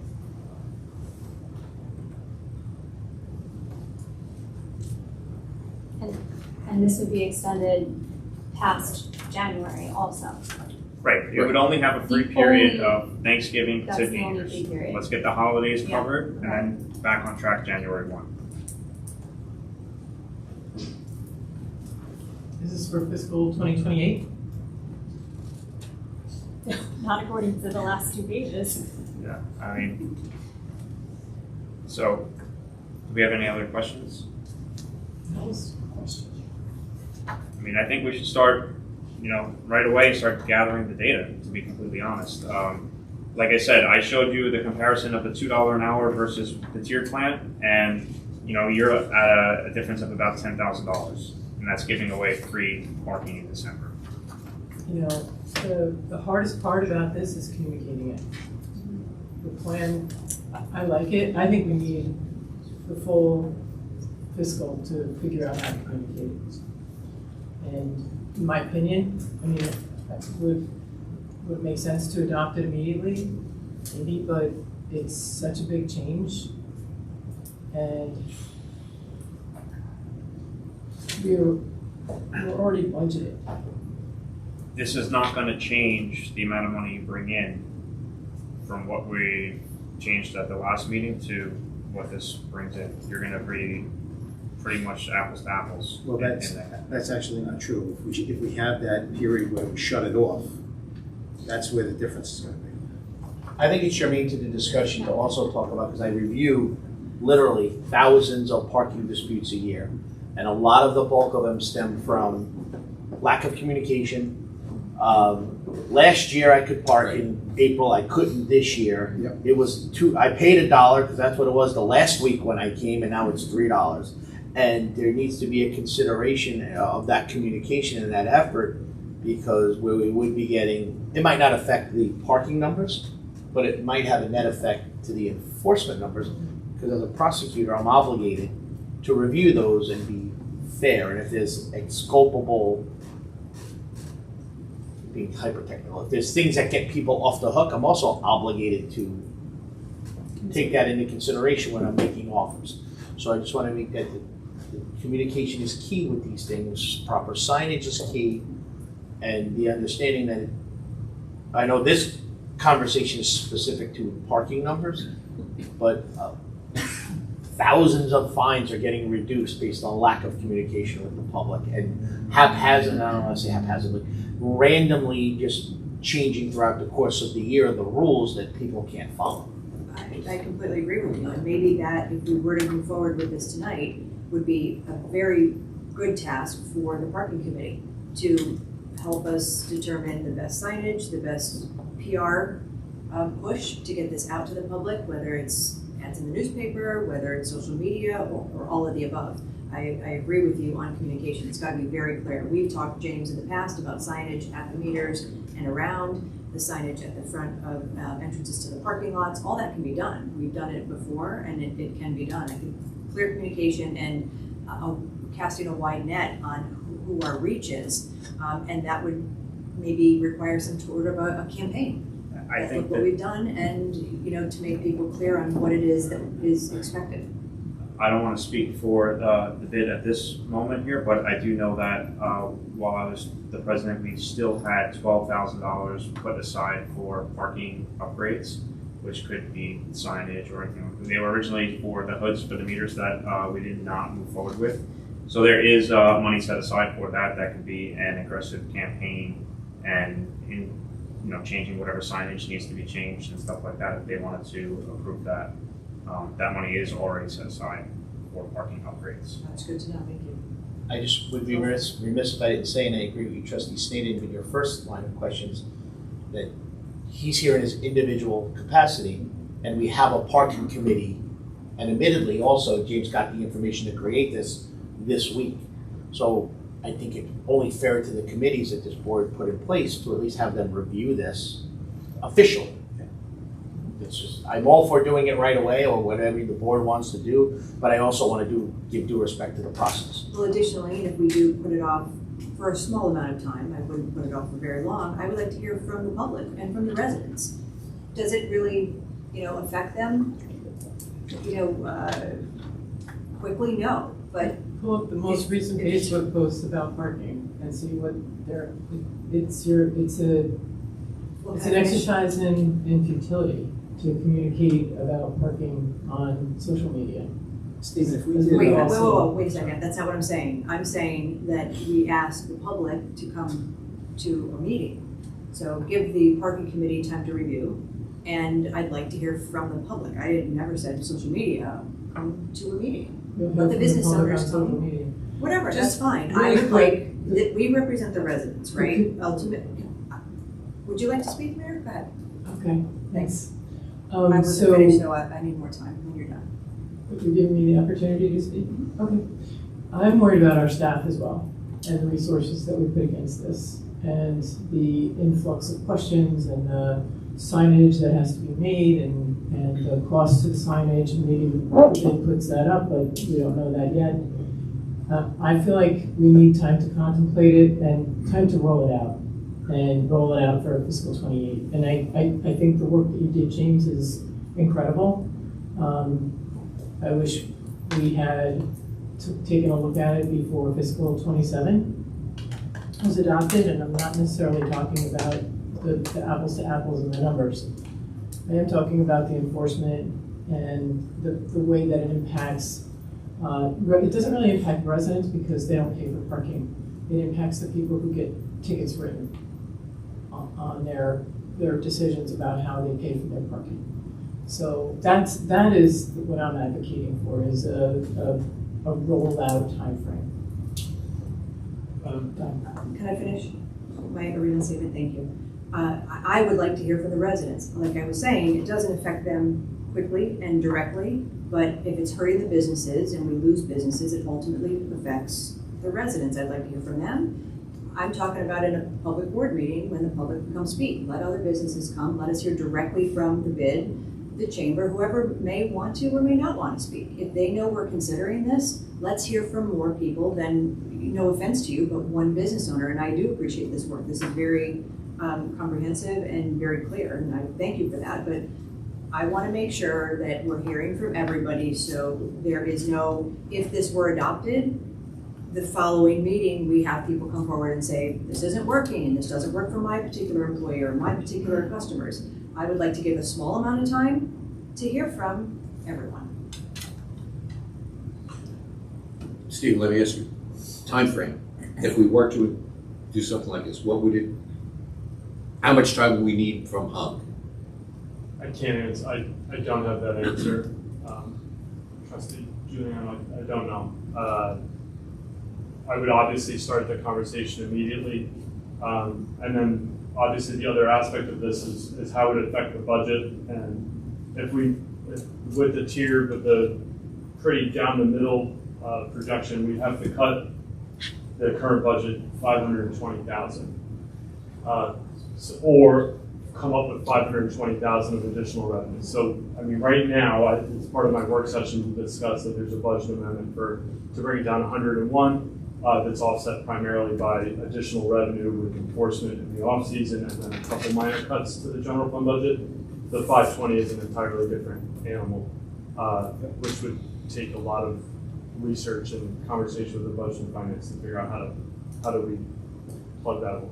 The other important thing that I want to bring up, and James think months ago, or it might even be a year ago now, when he proposed something, is, you know, he was advocating for consistency. So we can't keep on, you know, $3, $2, tiered, back to $2, $1. You know, if we're going to adopt this, we have to say, yes, we're going to stick with that. We have to, you know, stay consistent for a while. Right. But I agree that as the liaison to the parking committee, we should really analyze this and really take a hard look at it. Get the parking committee together and then come back. And again, we can always come back and look at and discuss it. But a $520,000 hole in this budget, and it's going to put up next year. We're going to start with a $520,000 hole going forward. That's a big number to make up. That means that's, and I don't want to say that's cutting services. That's, you know, that's hard to make up, $520,000. So that $520,000 that Stephen speaks about only happens if the people that were buying more than 1 hour went down to 1 hour. So my question is, and I think it's a very valid question, is if someone's buying 2 and 3 hours worth of parking, why are they going to all of a sudden only buy 1 hour now? No. Stephen, can you answer that question, Stephen? No, that 520 reduction relies on a $920,000 projection, which I think, James, you said 850, 875 in that range. I was in agreement with you on that projection with the tier. If they all went, the worst case scenario would be 600,000, and the worst case scenario would be an $800,000 reduction in the budget. But I don't think that would happen. I think realistically you're looking somewhere in the middle. So that's where the 920. But 920 from 144 is 520,000.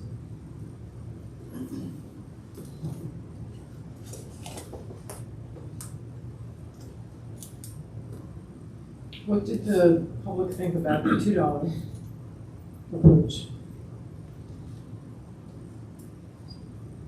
Did we ask them to opine about that? No, that was just a resolution in a meeting that we just adopted it without even asking the public. Correct. Well, but I think that was because there was an outrage over $3. Correct. So I think that was We heard response from to them. that. Yeah. In our own ways. No. We've heard, and I heard from many No, business residents. owners, many business owners, that the major issue was the $3. And could we make an accommodation on the $3? And that's what we did. Similarly to the plan that you wanted to put forward, Mayor, with the $1.50, we didn't speak to the public. You didn't even speak to the board members. So we only found out about that the night before you presented it. So And what again, kind of deficit would the $1.50 have put in the budget? $301,000. I want to reiterate too, when you guys changed it down to the $2, that only affected the weekend rate, and it only affected the 3 days of the year, but it also took away 4 months of free parking that we had. Well, that was also proposed at year round, the $1.50.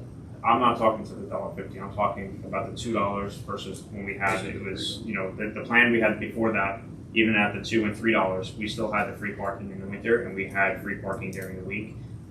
So by lowering that rate, you know, those that $1 an hour for those 3 days a week, and then taking away 4 months of free parking, I don't think that was a win for anybody.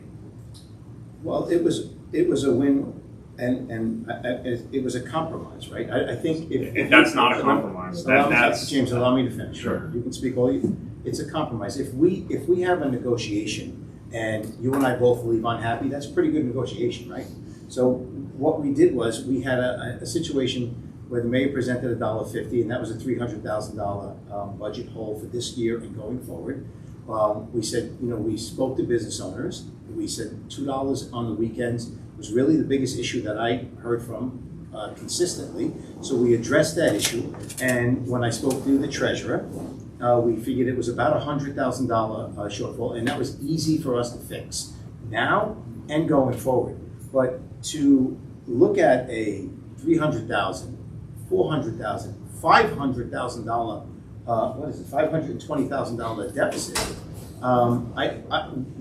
it's nobody here wants to charge parking at all in the community, but it's a necessary evil for what we're doing. And again, just to go back to what we discussed earlier when we met, we just put $125,000 into the salt meadow lot.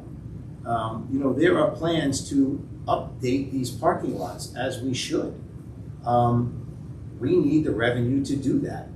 So I can't in good conscience tell the residents that we're gonna blow a $520,000 hole in the budget. We just can't do that. It's not fiscally responsible.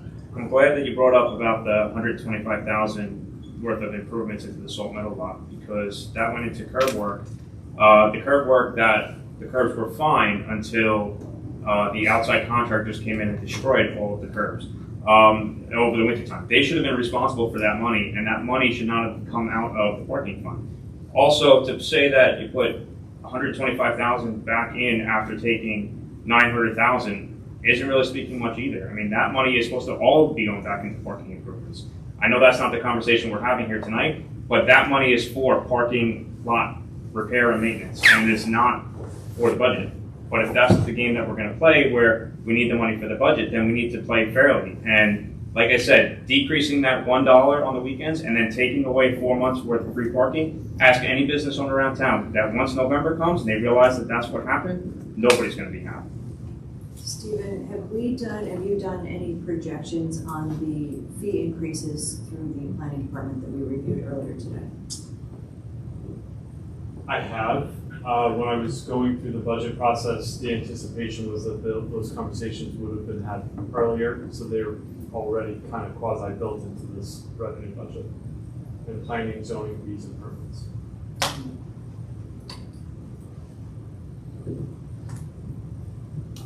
I just want to bring out some numbers on enforcement too, just for the record, because our code enforcement supervisor reported in our department head meeting last week that there have been some, I guess, assumptions that the number of tickets that are being written are like crazy. And by looking at our attorney's files, they do look like there are a lot of tickets being written. But I just wanted to put a little context around it by the numbers, year over year and month over month, just looking at May, June, and July. Did Stephen leave? Darn it. So in May of 2023, 34 tickets were written. In May of, and we all know enforcement has been an issue with metered and managed parking from day one. When I was mayor, it just is, it was apparent. So in 2023, 34 tickets were written in May. 1,121 were written in May of 2026. In June, there were 10 written in 2023. In June of 2026, there were 846. Those numbers went up in 24 and 25 to 219 in May of 2024, 650 in 2025, 327 in 2024, June 2024, 791 in June of 2025. And in July of 2023, 167, 401 in 2024, 783 in 2025. That was 864 tickets in 2026. The tickets, the important numbers are like per day. So, and then per hour. So how many tickets are our code enforcement officers writing? So per day in May of 2023, 1.1. In June of 2023, 0.3 per day. In July of 2023, 5.4. Those numbers in 2026 are 36 a day in May, 28 a day in June, and 27.8 a day in July. That comes down to 3 tickets per hour in May, 2.3 tickets per hour in June, and 2.3 tickets per hour in July in 2026. It's not, what it is it's this is now enforcing our metered parking. And are there tickets written that are, challenged and the challenge is met and they get rescinded or bargained down? Yes. But when we're looking at, so when we're looking at the numbers go down, May, June, July, in May it was 1,121. It's in people are learning. you know, they're understanding that they have to be compliant with metered parking. And so the 2.5 hours per transaction, the metered parking enforcement, it's working. It's working. So I don't know if anybody wants those numbers. Those are good numbers. Our code enforcement bureau is doing their job in the enforcement. But it's not excessive. And it's, you know, if you look at the per hour tickets per hour, violations per hour, no, it doesn't seem excessive. Some complaints that I've gotten on enforcement, one was from a local business owner. He had parked with his tire, he said about an inch on a line. He got a ticket for that. Those are the kind of tickets that I think we're possibly being a little extra aggressive on. If you're over metered, if you're not paying the meter, I understand that. But when you hear things like that, you know, that's where I think training and maybe a little relaxation could help with the culture. If you paid, whatever it is, what's the chart? It doesn't matter. If you paid for your parking and you're 5-10 minutes over, to get a $50 parking ticket because you're 5 or 10 minutes over, you may be waiting for an order, you may be waiting to check out. I believe with enforcement, there should be some sort of a grace period, not at 12:01 you're hammered with a $50 ticket. And that's where I'm hearing the complaints on enforcement. I see the messages going out on when to work to address those issues. There is some leadership going on there that is, you know, saying, hey, make sure you're not doing that. Yeah. The mayor is correct that they are working on that right now. I've spoken to several of the code officers, and Kevin has really been diligent on kind of saying, you know, give a little bit of a grace period, be a little graceful about this. So there is a transition in that department right now. And I could also tell you, in the event that they don't, I certainly take it into consideration if they challenge the ticket. Listen, I was waiting for my food. I left at 12:01. I was on my way to pay the meter. That meter was broken. I had to find another meter. I tried to do it on my phone. My phone ran out of everything. Everything's taken into consideration if they challenge. If they have a legitimate gripe with the summons, and it's very rarely kept at $50. But I think it's the inconvenience, the hassle, the shock of coming out after spending $400 on dinner with your friends and seeing a ticket after you paid for your parking. As nice of a guy as you are, Attorney Moran, they don't want to come see you to argue their case. Well, we made it very convenient that they don't have to. It's an online thing, and it's just wherever you go, and no matter what village you go to that has a downtown and restaurants and everything, you have to expect to pay for parking. Farmingdale, Babylon Village, Patchogue Village, Port Jeff Village. It's just part of. Everyone now should know that that's just part of it, because it's not very few villages. Very few villages have free parking in their Main Street area downtown. And all of them create carve-outs for residents. All of them have problems with the employees that work there. It's not novel to Port Jefferson. And for the record, we do have 156 free spaces, and that's not including street parking that is not charged or time.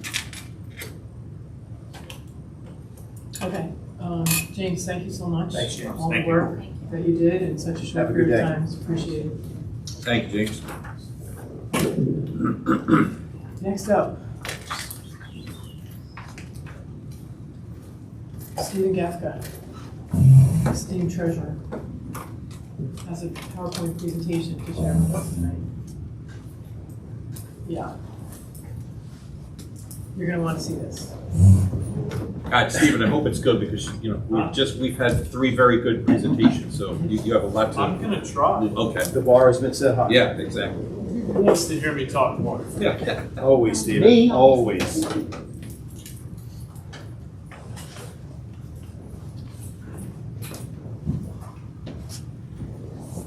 I moved to see it. I was looking at this.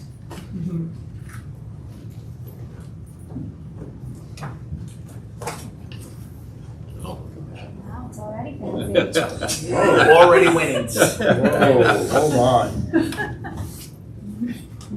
So it's part of my work session, but tonight I want to talk about how we're going to invest in Port Jefferson infrastructure and not raise the tax levy for fiscal 2028.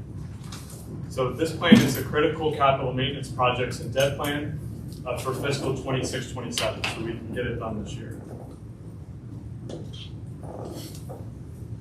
So let's talk a little bit about the background. The village has identified a number of high priority and critical maintenance needs that need to be addressed now. They're failing infrastructure. There's been deferred maintenance on a number of these items for a number of years. These projects, they're going to protect these assets and they're going to reduce costs in the future because, as we know, deferred maintenance increases costs down the line. This proposed plan is going to provide $1.6 million in critical capital improvements, and it's going to negate, this plan is structured to negate the impact to the fiscal 2028 tax levy. We're going to be using existing debt service capacity that is created by the payoff of the 2019 serial bond refunding debt that is going to be paid off in October of this year. Basically, we're going to address critical needs now without raising the tax levy next year because of it.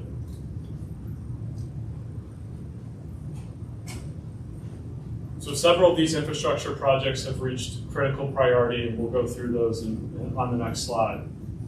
We're projecting about $1.6 million in necessary capital work.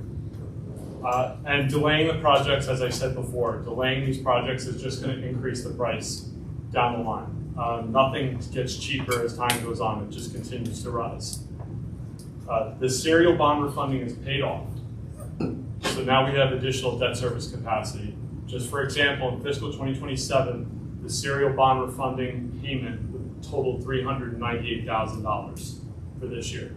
So that is the capacity that we're talking about that is now freed up for fiscal 2028, which is going to allow this plan to proceed. A 5-year, $1.6 million ban is how we would use, is what we would use to fund these projects, and it will not increase. I can't reiterate this enough. It will not increase the fiscal 2028 tax levy. So what we're doing here is a very strategic choice. Is that we're going to use existing financial capacity to address critical maintenance rather than defer the work down the line and increase taxes in future years to do it. We have the need now. The opportunity, the funding opportunity is here as well. We should take advantage of it. So let's talk about the projects. The first one on the list is a salt shed remediation. This is up at the DPW barn. There are a number of issues that were identified years ago with the salt shed. The projected amount, this is based off of an estimate, and I spoke with DPW today.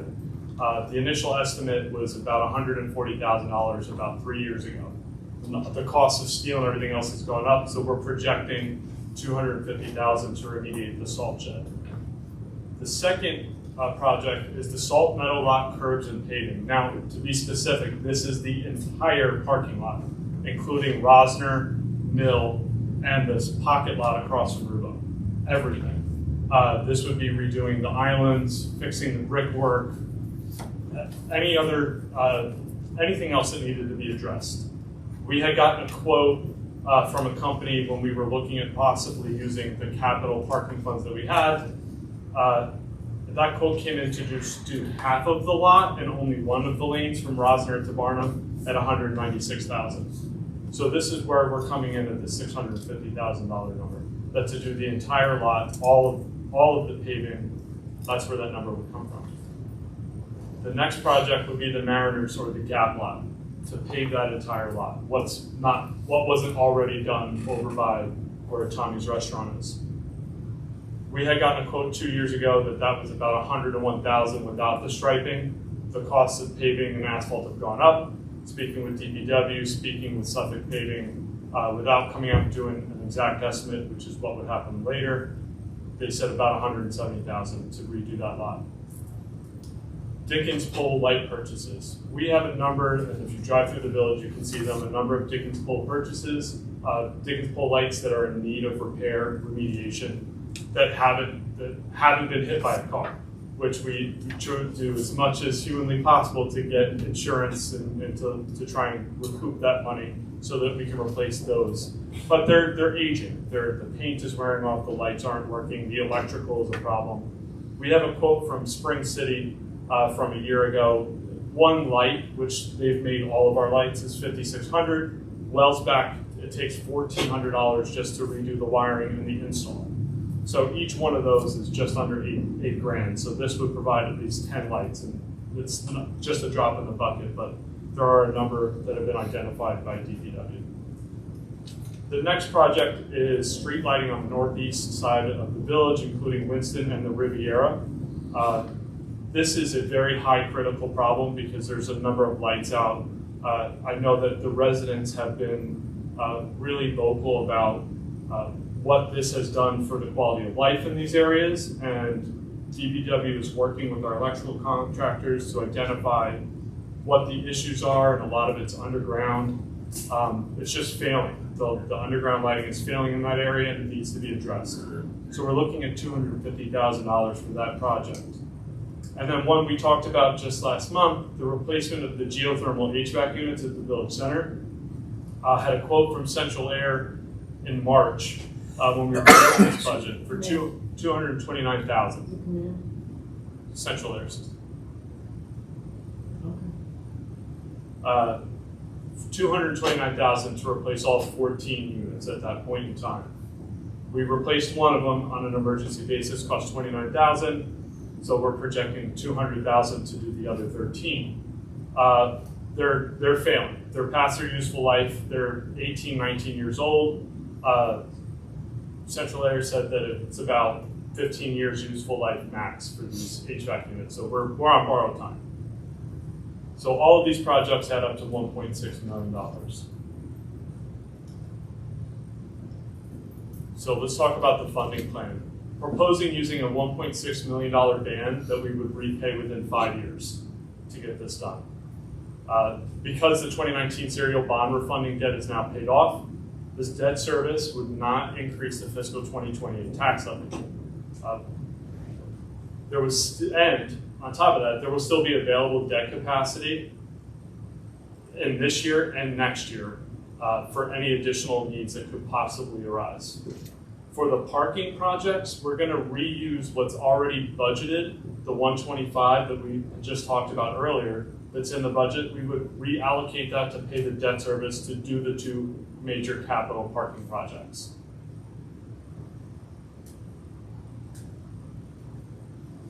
So this is the estimated debt and band schedule. So we're looking at even principal payments over 5 years of $320,000.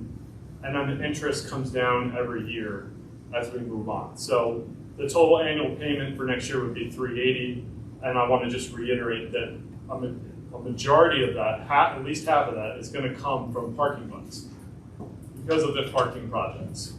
So this is going to leave, we're estimating another $200,000 in debt service capacity for this year and next year.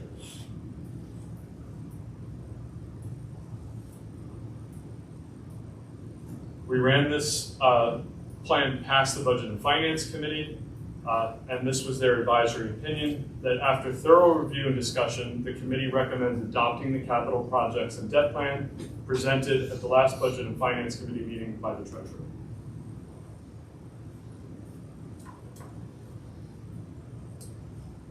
So just in conclusion, there's $1.6 million in projects that we need to get done sooner rather than later, because they're critical.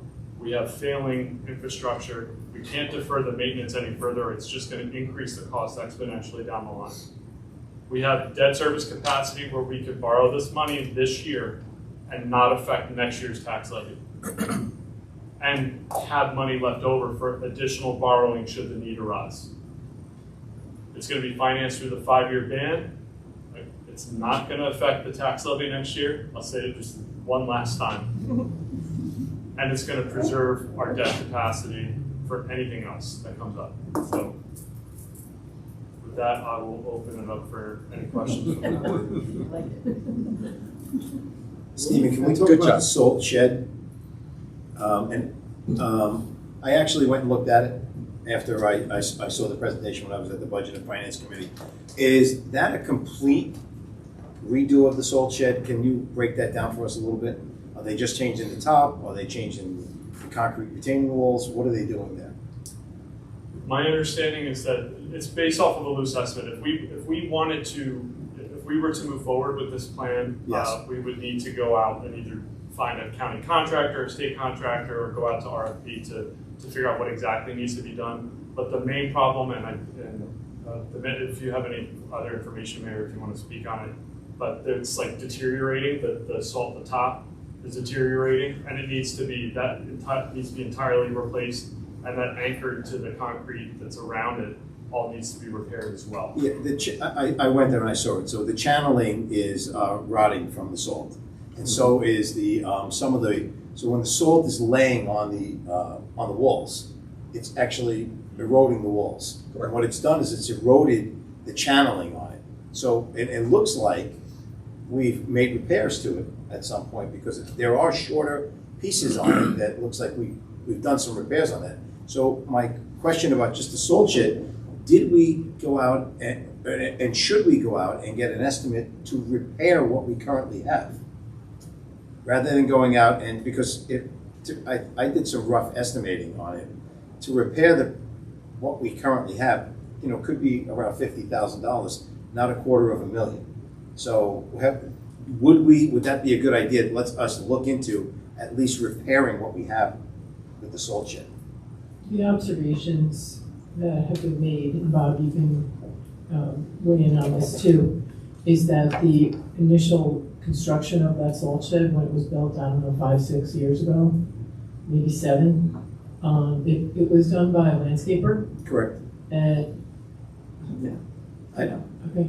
And it wasn't really done within, I mean, I'm sure there's code that has to be applied when you're building a salt shed. And the code, it didn't comply with code, they had to repair it immediately. So what I think we have the liberty of doing is going out and getting some real quotes, finding out how much something like this would cost, and repairing it, is like putting to MacGyver this one is probably not a good idea. It's really, well, we can disagree on that, because really the replacement of the upper portion of it is basically the same thing as doing a repair. You cut the lower section, you put new channeling in, you attach new aluminum, and then you treat the aluminum. But again, I'm not against it, but I just think we should also look at the repair option for this to see if there is a way that we can salvage it and repair it. The other thing I can tell you is we're currently out of compliance with the Suffolk County Department of Health. So we're sitting with a violation right now. For the salt shed. For the salt shed. Stephen, could you please put that page back up? So Matt, just to, the past two, the previous DPW supervisor as well as the current one, I've talked to both of them, and they both were reiterating the need for replacement. I mean, Steve Gallagher, that was one of the last things he said before he retired. He said, no, we need to replace it. It was one of the first things he said to me when I came here. But having said that, I mean, if we do go out, if we do proceed with this, if we do go out to bid, I mean, I think that could be something that could be included with it, and we could weigh the two. But like I said, both of them have said, it needs replacement. And thank you, Trustee Giuliano, because part of the next steps, which maybe should have been a slide and wasn't a slide, that if the board agrees with the concept of this plan, well, the next steps would be to put together the actual estimates and to go out for a bond resolution based off of the actual estimates. And if we were to go out to an RFP and the numbers came in lower, the board will authorize up to a certain amount. If you need to borrow less, you will borrow less. You wouldn't borrow the full amount just to borrow the full amount. You'd borrow exactly what you need. So if the salt shed came in and it was $50,000 or $60,000, you could then go, all right, we don't need that $200,000. And what it does is it preserves $200,000 potential debt service capacity in future years. So then you can look at next year and start planning for next year's projects.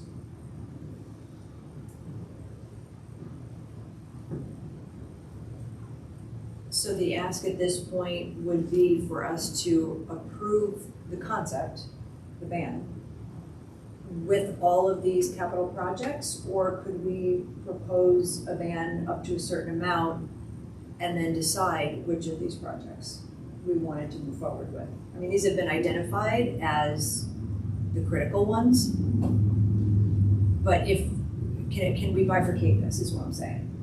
If there are additional ideas or needs that the board would like to have estimates on, we can certainly bring DPW into that and look at the entire plan. This was what DPW identified as the main priorities, that they thought this is what needs to get done this year if we can.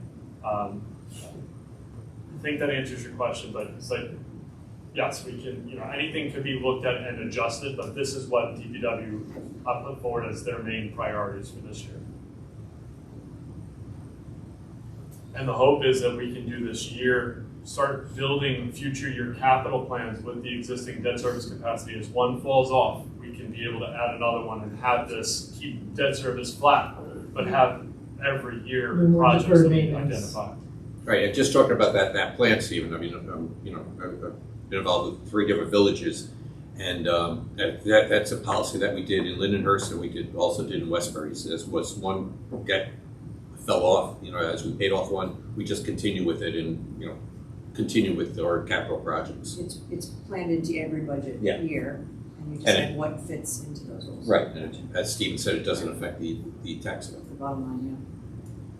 So the process would be then to have a public hearing for the borrowing? Do we have to do that? No, there would be a board resolution authorizing to go out and seek the bond resolution for the amount. We get that drawn up. And then once we have the estimates provided to the bond council, we'd want to get the estimates as soon as possible. And then we would vote on a bond resolution. So it's authorizing the borrowing, but it doesn't have to be a specific amount until we know what the estimates actually are.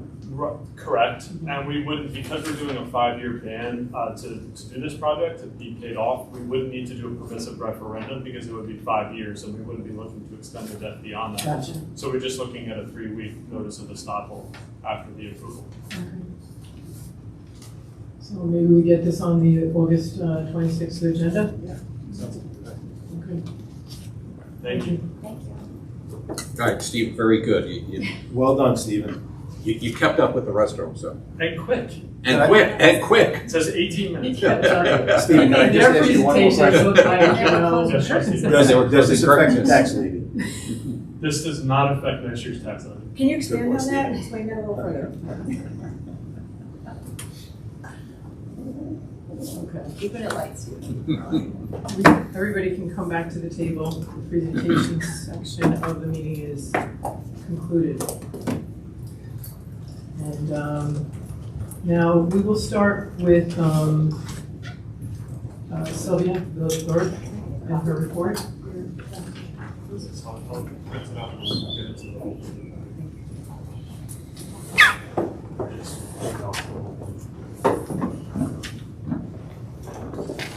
Thank you. I'll endeavor to be as brief as possible. I'm going to start from the end, just to let the public know that we have an add-on resolution this evening based upon the presentation that we heard from our fire marshal. And that will be a resolution to schedule a public hearing for the local laws in chapter 139, which, as we already stated, would require some voluminous changes to our existing. So back to the beginning with announcements. The Oyster Jamboree is scheduled for this Saturday, the 15th. The rain date, which, knock wood, doesn't seem like we're going to need it, is the 16th. Our next upcoming Board of Trustees meeting will be held on the 26th, and that's an agenda meeting that starts at 6 p.m. Regarding the election upcoming for 2027, the clerk's office, in conjunction with our election council, is exploring options to not use the machines that we currently have because we are concerned about their reliability and stability, and we're looking at other ideas. And this would be to count ballots instead of hand counting, as we did last time, even though the hand counting worked out extremely well and was efficient, and thank you to that team, because that was extraordinary work. It took a very long time. So we're exploring options for that, and I'll report on that further as we get further into the process. And just speaking still of elections, New York State Board of Elections has mandated a reporting regarding voting and elections on a specific database, and it is quite an onerous task. The deputy clerk and I participated in a webinar because New York State is asking for voter information, our village information, and a lot of information, a lot of requirements that need to go into their database. All this needs to be completed by the 1st of January upcoming. So this is brand new and applies to all elections. I don't believe it applies to March elections that occurred in this year, but from June on. So that definitely includes us. So that's something that we're working on above and beyond. We have 3 employment opportunities open right now in the village. They are all labor positions. 2 are in the highway division and 1 in the parks. The clerk's office continues to work very directly with our grants consultant specialist, and also takes a lot of time and effort to work on civil service tasks, I would say daily. In terms of training for our employees, Josephine Castelli completed the DEC 4-hour class for SWIP management, which is Stormwater Pollution Prevention Plan. And so we'll have a resolution to ratify her appointment as a SWIP officer for the village. And thank you, Josephine. Kelly Riley in the clerk's office has taken a notary class and will be following up with a notary test very shortly. We have 6 resolutions this evening. Resolutions number 1 and 2 correspond to my earlier comment about working very closely with our grants administrator, because these 2 are pursuant to grants that are applied for each year. So number 3 is what we just spoke about with Josephine. Number 4 is from the treasurer for a color copier for the 2nd floor of this building. Number 5 is to adopt corrected minutes, the minutes of the emergency and special meetings held on June 30th and July 2nd, needed correction. In one case, it needed to properly show that Trustee Franco was participating remotely. We hadn't had that. Another showed a vote count of 4-0 and it was 3-0. So those are corrections made to those minutes, and those minutes are attached to your packets. With that, we have resolution number 1, 81226, resolution reappointing Chris Ryan as docent to the Drown Meadow Cottage Museum with an allocated disbursement not to exceed $1,500 per grant year for services rendered, and authorizing Mayor Shepard to sign the independent contractor agreement between the Village of Port Jefferson and Chris Ryan. May I have a motion? Motion? Second? All in favor? Aye. Resolution number 2, 81226. Resolution reappointing Mark Sternberg as curator and historic contributor to the Drown Meadow Cottage Museum with an allocated disbursement not to exceed $1,500 per grant year for services rendered, and authorizing Mayor Shepard to sign the independent contractor agreement between the Village of Port Jefferson and Mark Sternberg. May I have a motion? Motion? Second? All in favor? Aye. Resolution number 3, 81226. Resolution ratifying the appointment of Josephine Castelli as a dedicated SWIP, Stormwater Pollution Prevention Plan Officer for the Village of Port Jefferson, effective July 14th, 2026. May I have a motion? Motion. Second? Comment? She's the right person for that job. Josephine is the right person for that job. So, all in favor? Aye. Aye. Resolution number 4, 81226, resolution approving the attached lease quote from Brothers 2 for a Kyocera Task Alpha MZ3501CI color copier for the second floor offices in Village Hall in the amount of $149 per month for 39 months, and authorizing Mayor Shepro or the mayor's designee to execute all required documents related to the lease. May I have a motion? Motion. Second. Discussion? Cost of purchase, do you know what that is? And the difference? And is there a benefit to leasing versus purchasing? Stephen, is it one of those leases that for $1 at the end of it, we own it? No? Thank you. You don't want to with copiers. I know. That's why I wanted, that's why I took that. I'll have to pull out, actually, the lease was attached. So nice. Well, I can tell you what the benefit of leasing versus, it's $149 a month is significantly reduced cost than what we would need to find in this year's budget, which is already kind of tight, especially, we're gonna be splitting it by building planning and the treasurer's office. So that's the direct answer. It's gonna be less expensive to just lease it on a yearly basis, spread it out. I'm not even entirely certain that we got a buy quote because we were getting this quote off of the Omnia contract, which is it's a municipal cooperative contract similar to Sourcewell. So I think we can only lease it if we go that route. Otherwise, we'd have to get additional quotes. We did get an additional quote, which was going to be for only 36 months. And it was slightly cheaper, but a significantly reduced amount of black and white copies. It was only going to be 1,500 black and white copies, and then you had to pay for every single color copier. So while it was a reduced monthly cost on the lease end, it was probably going to cost us more money between our two departments because we create an awful lot of paper upstairs. It's kind of swallows you whole, as we saw when we got rid of when we had Jen Hildreth done. Okay, thank you. All in favor? Aye. Aye. Resolution number 5, 81226, resolution approving the corrected minutes as attached of the June 30th, 2026 special meeting of the Board of Trustees and the July 2nd, 2026 emergency meeting of the Board of Trustees. May I have a motion? Motion. Second. All in favor? Aye. Aye. Abstain. Not present at that meeting. Aye. Yes, trustee DeWitt, would you like to abstain? Yes, I abstain. You're welcome.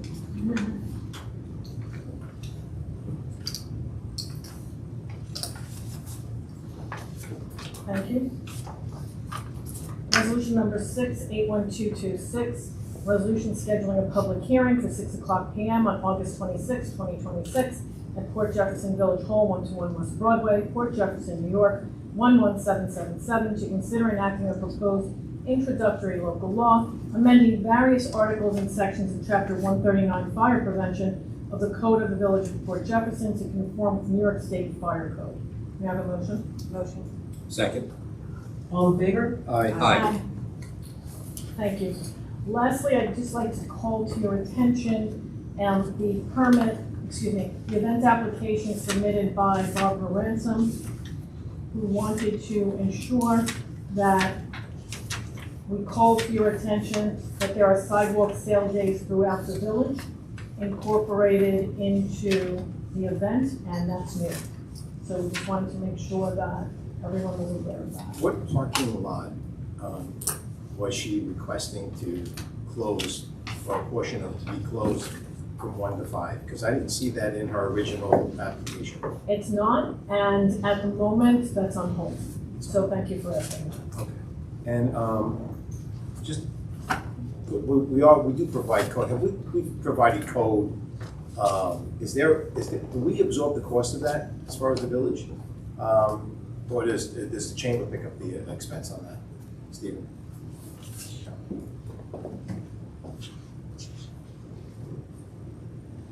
That would depend on the event. So Let's use the Harvest Festival. we have the village has been reimbursed in the past for labor that has been needed or requested outside of the normal scope of operations of the village. Meaning after hours and overtime. You got it. Or of an additional personnel. No. I don't believe we've had that circumstance now. Are there any questions on my report? I just have one. I actually sent in a resolution on Monday for, and I was just wondering, it didn't make it to the agenda. Is there a reason why it didn't get onto the agenda for tonight? That was the resolution, trustee Franco, that you sent to me, and that was added to the chain when the question was asked what the procedure was. Well, no, yeah, it was it was the parking committee meeting, so, I mean, I could do it as a motion right now, I mean, whether or not we could do it as a resolution. I just wanted to answer why it wasn't added. Okay. Because it was, again, you put it on top of the email where we explained proper procedure, so it was clearly outside. So I didn't know if you intended to bring it up as part of your work session for voting on the 26th to stay in proper procedure. Or I could do it tonight as a motion going forward. It's, should I do that now, or would it be best that I do it during my, Is my report concluded? or should I Does do it anyone when have I- additional questions? I'll do it during my report. All right, thank you. Yep. So Thank you. I am going to ask another question about the well boat, because we have an event coming up that I think we are expected to be taking ownership of the well boat. Was that resolution did not find its way into the agenda, but what's the status of that? I think Legally, I believe the whaleboat is complete. I responded to a question earlier in the week in reference to the agreement itself, which spoke not only of the donation of the whaleboat, but any leftover lumber associated to be donated back to the village, if any, as well as the floating floor, I guess, that they used to build the boat. Sounded good to me. I don't build boats, so I don't know what any of that means, but I can only read words. And pursuant to the agreement, once it's complete, they can donate it to the village. And I Do we believe need that to accept it by resolution? the agreement already says that you? we get it. Mhm. The memorandum of understanding that once it's completed, to be donated to the village. I don't think you need a resolution to accept it. We can't not accept it. We already have an agreement to accept it. Mhm. But that was my only two questions was there any other material left? Because the agreement speaks of the floating floor and the excess lumber. So did you have a conversation with the folks at the Bill's Boat Shop about the floating floor and the excess lumber? no, not yet. No. We should do that tomorrow. Okay. Because they don't have insurance for the boat anymore. And it's a participant in the, it's a participant in the, quote unquote, in the Oyster Festival, Jamboree and Frolic. Is that something we would have to add to our insurance? Or is it just under all of our assets? Does it have to be appraised? If we take ownership?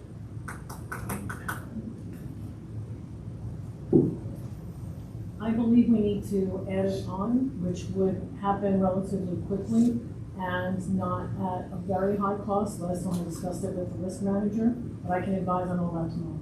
And then if we own it, how would permission be given to anyone who would want to use it in demonstrations, take it out on the water, have guests be with them?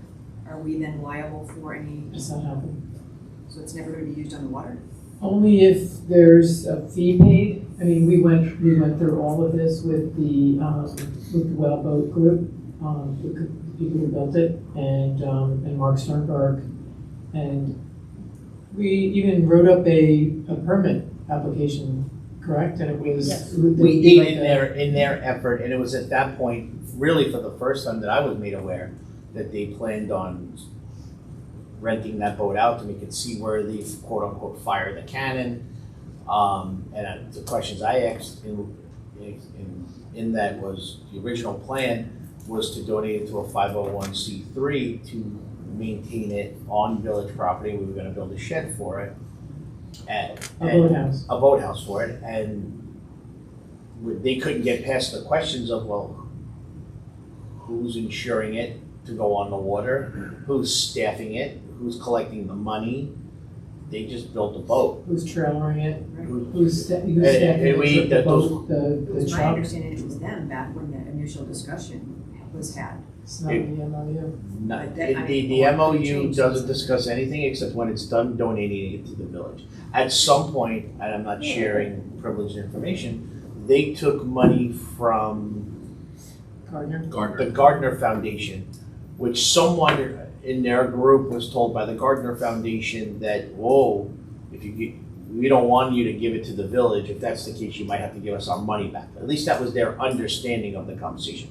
So I had asked at that time at the mayor's request to kind of help facilitate the process because the boat was complete, to provide me whatever information or who they're speaking to at the Gardner Foundation to see if it was, quote, an actual condition of receiving the money or just someone who answered the phone at the Gardner Foundation who doesn't want to be involved with the government.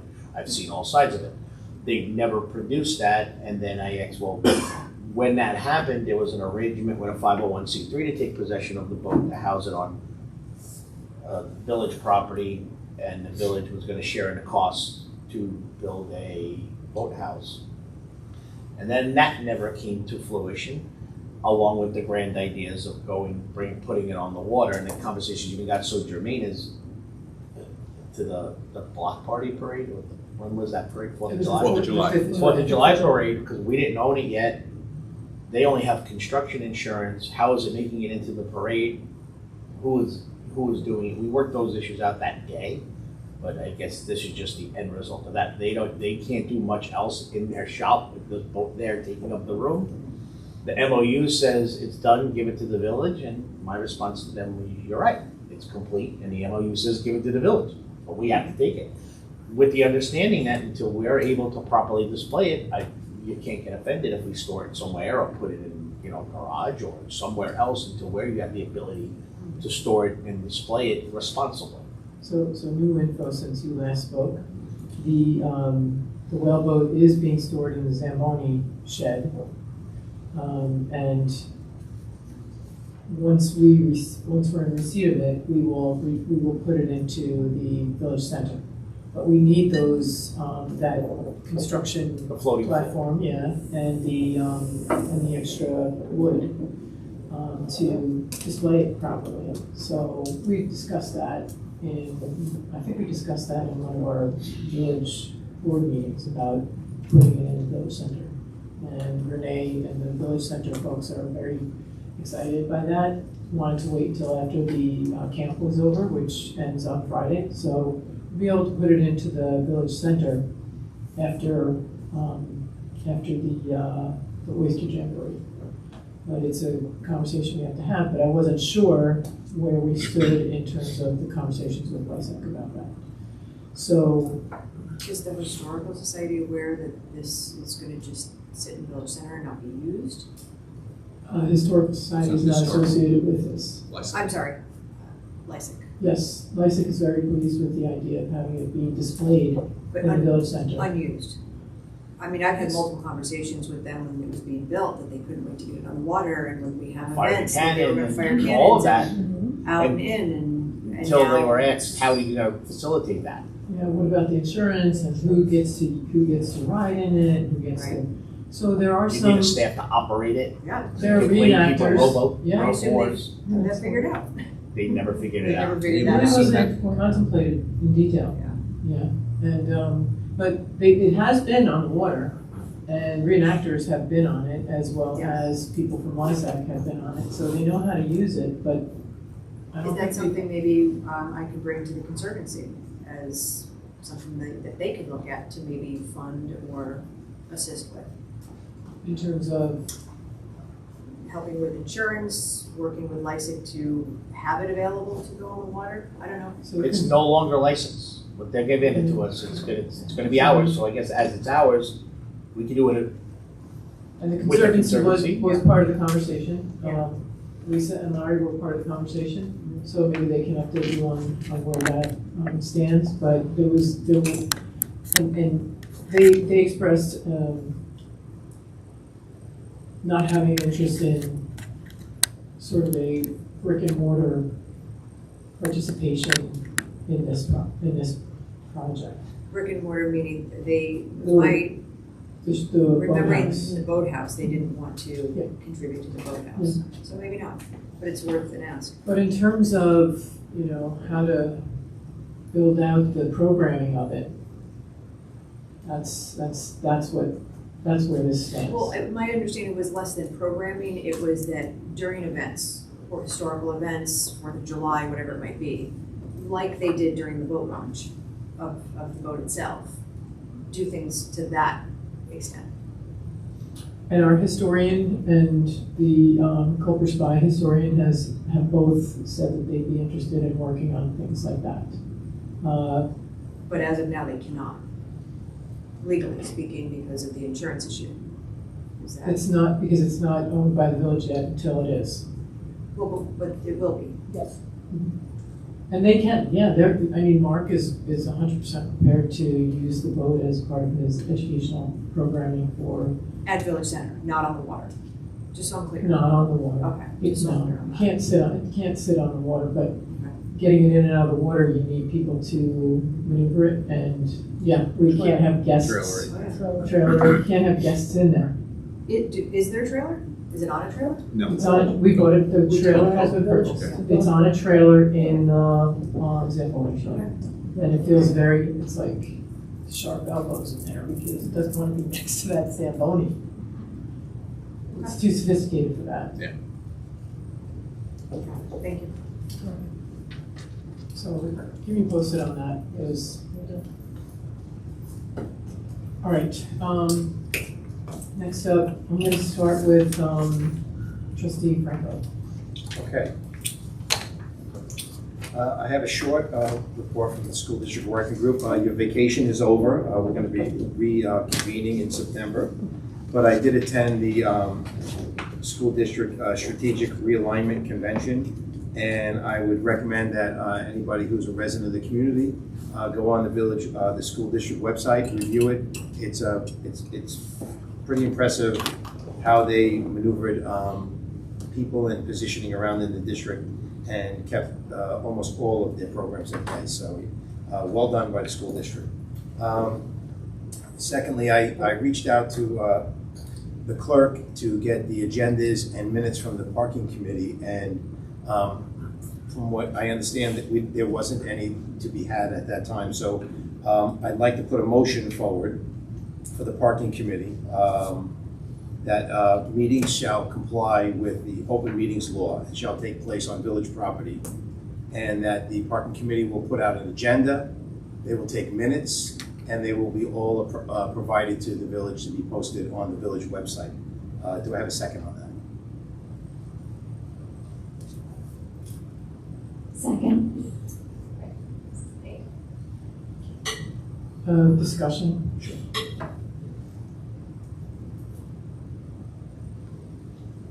So can you repeat that, your motion and like the whole rationale behind it? Yeah, I was gonna say, what exactly is the issue? So what happened was I went to get the agendas and the minutes from the past meeting to bring myself up to speed with, where they were, and there weren't any to be had at that time. So then I reached out to Sylvia was kind enough to give me the parking committee members. I reached out to them and tried to set up a meeting, just an introductory meeting to get started. And they wanted to meet at one of the local bars. The clerk stated to me that typically the treasurer comes to the meetings also. So I said I didn't feel comfortable going to a local bar and having a meeting. I wanted to have them on village property. It turned into a little bit of a kerfuffle. So rather than interacting and going back and forth, I thought the best thing would be to let's get this uniformed with like the rest of the committees that we have. So, again, so now back to, the parking committee's gonna. Which committees are you talking about? Uniform committees that Well, are compliant? well, let's, the school Open meetings district, law. well, I'm gonna answer the question. The school district working group, we send in an agenda, we send in minutes when we're done, after we get them. So we comply with the open meetings law. We have it open to the community if people wanna come. We post when when the meeting's gonna be taking place. Do you take a notice? Is that public notice? Do you buy an ad? Do you have, isn't that like part of the open meetings law? You have to publish an ad in a certain amount of time before, so these committees are not subject to open meeting law, I'm pretty sure that's the case. Well, but again, I don't believe that we have to take an ad out in the paper. What we do is we publish it locally on our website, and we don't even have a site for the parking committee that would even say who the members are, when the dates are meetings. So we take minutes at the school district working group. We put out an agenda before the meeting is going to take place. I want to bring this committee in coordination with that committee. So if it's not the open meeting law, this is what I want to do. I have 3 things that I'd like. Have them, the meeting's going to take place on village property. They're going to have an agenda that they're going to post in advance, and they're going to take minutes of the meeting and then post the minutes after they're approved. Yeah. Is there a problem with that, Mayor? I have questions. Oh, okay. So I do know that the parking committee is advisory, and that the parking committee has. May I apologize? They're advisory. May I? Oh no, I was just curious. May I repeat what you say all the time and Sure. let me finish? Please, absolutely. Okay. So parking committee is advisory. They're not statutory or bound by they don't have voting approval of anything, and they provide advisory comments and recommendations. And there's a long history, a file of all of the recommendations that the parking committee has provided to the board of trustees in the record. It would be attached to agendas, and that is accessible on the website. So if you're looking for what the parking committee, the work that they do, it's found published on the website in meeting attachments, agenda attachments. Thank you, Mayor. So again, I have a motion forward that the parking committee is going to, all their meetings are going to be taking place on village property, that they're going to present an agenda, and they will determine how far in advance the agenda can be given to the clerk to be posted, and they're going to take minutes and provide minutes. So that's my motion. Thank you, Mayor, for that, for your input. Are there any discussions? I have more discussion. I'd like to read into the record the response to that, to some of the things that you had said about the parking committee. Please go ahead. In an email, based on an email that you sent to them.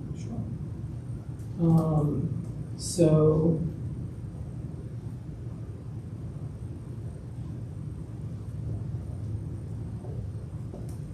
First, I'll read your email.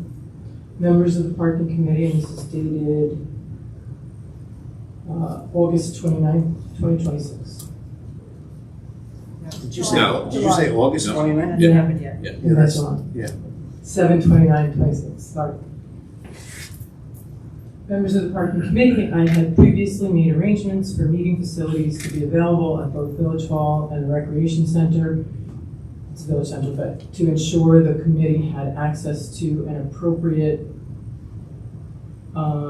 municipal meeting space. The location that has been selected is not acceptable to several members of the parking committee, and I share those concerns. During the last parking meeting, Trustee Hill and Trustee Grinsky raised concerns regarding the behavior of certain committee members, including the use of profanity and aggressive language during discussions with members of the Board of Trustees. Given those concerns, I believe it is especially important that committee meetings be held in a professional village setting that promotes respectful dialogue and reinforces public confidence in the committee's work. Accordingly, I respectfully request that today's meeting be moved to the Village Hall conference room. If the meeting is not relocated to a village facility, I will respectfully decline to attend. I will instead bring this matter before the Board of Trustees at the next work session so that clear governance standards and appropriate meeting accommodations can be established for all village committees moving forward. I remain hopeful that we can relocate today's meeting to the Village Hall conference room so that the committee can conduct its business in a professional and appropriate setting. Thank you for your consideration, Matthew Franco, Trustee, Village of Port Jefferson. And the response from the Parking Committee to that reads, good afternoon, Matt. I know you as Trustee Franco. We do not know any members who had issue with the meeting location that had been planned. All of our members were in agreement. Additionally, none of the members of this committee have ever been in a meeting with Trustees Hill and Dory Ugrinsky. Therefore, your accusations for this committee's conduct are unfounded and wholly inaccurate. To state, quote, concerns regarding the behavior of certain committee members, including the use of profanity and aggressive language during discussions with members of the Board of Trustees, unquote, is in itself aggressive, and frankly, it is slanderous to our esteemed members. Trustees, with the exception of Mr. Giuliano in the distant past and Mayor Shepero, have never bothered to attend a meeting, speak to anyone on this committee, or ask our opinion on what they felt was best for the village residents or the businesses of our community. Recently, trustees have done as they wish, voting multiple times on parking topics without ever once asking to consult the opinion of this committee, despite the fact that the members of this committee, who are both residents and business owners, have spent countless hours researching tourist trends, parking lot usage and conditions, street parking efficiency, safety protocols, and working to meet with village building owners, managers, and businesses. Parking is the third largest grossing revenue for the village. Those funds pay toward parking lot maintenance, downtown street care, and cleaning code salaries, and vehicle care. Street care and cleaning, code salaries, and vehicle care. The bid group contributes funding for meters, technology, snow removal of parking lots and sidewalks. This committee has worked diligently to make recommendations on all of these topics to work toward the betterment of our village for all businesses, residents, and tourists alike. In recent weeks, it has become quite apparent that the trustees will vote as they wish without any regard for this committee's research and recommendations. To address a question in your previous emails, Mr. James Luciano is the chair of this committee. While he resigned a few weeks back, the members of this committee asked him to reconsider his position and return. He has agreed. You have stated that you are the liaison to this committee. We were under the impression that the role of the liaison was to be filled by the liaison that is for the building department, as was voted when the committee was removed from the oversight of the bid. We will arrange a meeting with either yourself or Mrs. Sneeden, as she is the liaison to the building department once this discrepancy is cleared up. In the meanwhile, we look forward to an apology for your defamation of the committee members' character and your false accusation for the conduct of our dedicated and well-respected members in a meeting that never took place with this committee. Respectfully, the members of the Port Jefferson Parking Committee. Who wrote that? It was a letter submitted by the Port Jefferson Parking Committee. Signed by whom, though? One By the person. Port Jefferson Parking Signed by Committee. Just for the record, I had asked to attend the meeting in question and was told I was not allowed to attend. Mr. Lyons emailed and said I was not allowed to attend.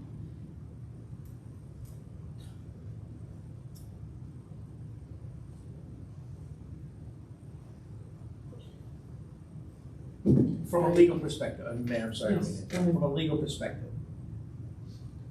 if you're gonna have them subject to the open meetings law and define them as a public body for those purposes, that has other possible legal ramifications that I'm not sure that doing it without notice is the correct way to do it. I take no position on whether it's good or bad, but they're not subject to open meetings law, period. They are not a public body for that purpose. Now, if you want to promulgate policy, I would suggest we sit down and promulgate policy and have it uniform to all non-binding, non-public officer, public body committees and treat them all uniformly. That makes a lot of sense. And you could say things like the meeting should take place on village property unless the express approval is given, because I'm sure there's times where different committees, I recall one was a waste management situation or something where the trustees or boards were invited to go look at something, whether it's the power plant, maybe you go to the power plant committee or whatever committees you have.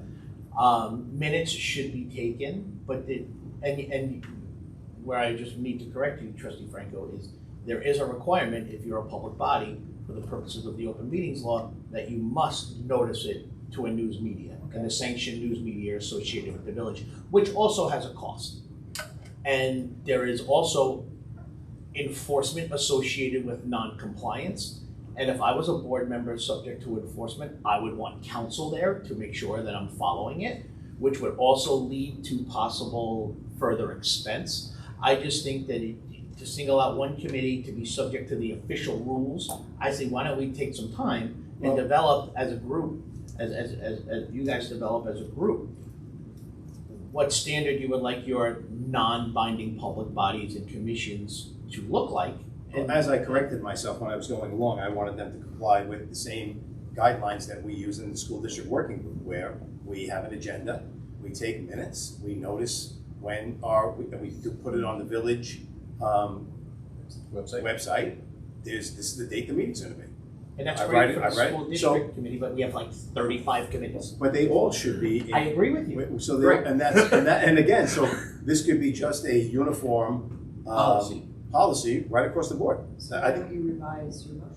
So let's revise the motion, Dave. But How would you phrase it? To Attorney Moran's point, eliminate reference to the open meetings. Agreed. Yes. Attorney Moran, how would you rephrase this? It's not for me to create Well, a you legal just- binding motion. All right. It just shouldn't be subject to open meetings law. If you guys So- want to have a discussion on what that looks like, that's between you and your colleagues. It's a standard resolution. So if we modify, But it's the- also, if we, as I was speaking there, if we And can I modify. just finish like from a legal Go, perspective? brother, bring it. Because I want it to be, I don't want there to be a situation where there's a mass retreat.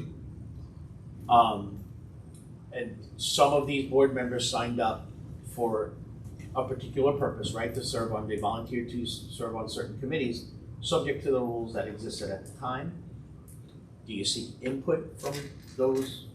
Well, And so you don't have a mass exodus? Because if you have a mass exodus, that could be also problematic also. The interesting perspective on this is Mr. Luciano responded to me and agreed in an email that these meetings should be taking place at village property. We have the treasurer that's attending, and they're trying to bring him back as the president of it. So the chair, I apologize, the chair of the committee. So yes, listen, we can't have the treasurer go to a local bar in the middle of it. I don't feel comfortable with it myself. So again, let's modify it to every committee then. Would you guys be in agreement with that? That they have to have an agenda, minutes, and notice the clerk so that it's on the calendar and people can see it. And meet on village property. And meet on village property. Unless Where otherwise agreed applicable. upon. Where applicable. Okay, fair enough. Because also I think, like, I know I had a Zoom for the power plant working group, so obviously that wasn't Sure. on village property. Yeah. Another reason why I did not say subject to open meetings law, because Dave, we've already moved past it, Dave. Okay. So you can include Zoom, or maybe you word it in a way where it's an on-site location relative to the discussion on the agenda. is there a reason to rush this through without really contemplating it and bringing it to the August 26th meeting? Yeah, I was and gonna like say, actually can we do- draft these policies? Sure. Yeah. And I'd also like to just look at all the committees that we're talking about Yeah. and how it would apply to them. Because we might be overlooking I agree. committees that maybe. That's fine, so we'll bring it back up on the 26th. So put it on, can we put it on that list for the 26th? Where is it? So many papers. Probably also want to do a little homework and There get we go. some reaction from the folks. So a lot of these committees and these advisory councils already do what you're talking about. Great. And parking committee is advisory, and they do have agendas. They do have advisory opinions that they submit as technical, you could call them minutes, but they're advisory opinions, and there's lists of them. There's multiple copies of them from multiple meetings. It all exists. If it didn't exist for this one meeting, anecdotally, the feedback I received was this was a meeting, not an official meeting of the parking committee that they wanted to have, but it became official when you were invited. And Mayor, and I also agree. Mayor, I first of also agree with the location issue. I totally agree with that. I think any committee that is meeting on behalf of the village should meet on village property at every opportunity. If it's just, something this else is just comes- cleaning up a technical issue, that's all it is. I'm not gonna get into, I mean, I could read emails that I received, but I'm not going to, I'll move Stephen, past it. were you planning on attending that meeting? I didn't believe I was expressly invited. I was on the CCs, because trustee Franco had added me to a CC, so I wasn't sure I was actually invited, and then by the time the emails started going through, it became clear it wasn't happening, so never got that direct answer. So I don't believe Stephen should go to any unofficial gathering of any group of people. Stephen isn't really directed by anybody except for the mayor. Well, Stephen does typically, and Clerk Burlow, correct me if I'm wrong, he does show up he does attend At the direction of the mayor. at the parking committee meeting, so. At the direction of the mayor. Is it at the direction of the mayor? Every time I went to a parking committee meeting was because the mayor said you did this. Correct. Understood. But I wasn't even aware of the parking committee meeting, actually. So Well, if you. Well, if wait a so- second, I was told I couldn't go because you were going to be there. and there would be a quorum Yes, that's in writing. from Mr. Lyons. When was that? The day of? Because that's when I found out about it too. And if they wanted me there, I would have attended. Again, let's get organized with this. We can take it to the 26th. Yeah. Well, so as a trustee liaison to this group, you can organize it, but it doesn't have to be a resolution to do it. I think the Mayor, committee would be we've already very decided that we're happy gonna come on the to comply. 26th. We're gonna And come up with I'm a not saying don't uniform do it. policy for all of the committees that make sense. This happens to be one that I believe we should do. I'm glad you agree that it should be on village property. I just have one more thing to add from the school district working group. Hold on, you have a I'm sorry, motion. you have a I apologize, so I'm gonna withdraw the motion. Thank you. Thank you.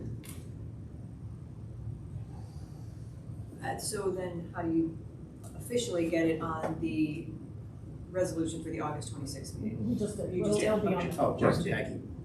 That's per request. that will be a Okay. discussion item for the board on the 26th. Perfect. You were saying? Also, with the school district working group, Superintendent Munson had an idea about having the snowplow blades painted by the school district. I reached out to the superintendent. She wants to wait till September to get started with that. So hopefully sometime in September, we'll have the kids painting all the snowplows. Because you need kids to paint. We need kids to paint the snowplows. Right. And an art teacher. And then our teacher to organize it. So we'll have some fun stuff going on for the kids. Yeah, that sounds like a great program. Greg talked to me about that. Is that he's done it, in Colorado, and it gets the kids involved, and they name the plows. Yeah, they wanted to start now, but this, like the superintendent said, logistically, we had to wait a little bit. Okay, trustee Sneeden? Sure. A lot going on with the Conservancy. We just had the movie that we spoke about in the park. It was Hamilton. It was very well attended. The Conservancy provided popcorn, candy, water. We were walking around with that. We also had a table set up. That's when we had the issue with finding the banner, but that was taken care of when Renee came down and helped us get into that building. The Conservancy is also helping to purchase new furniture for the second floor of the Village Center. That should be coming shortly, in addition to the new carpeting that we were discussing.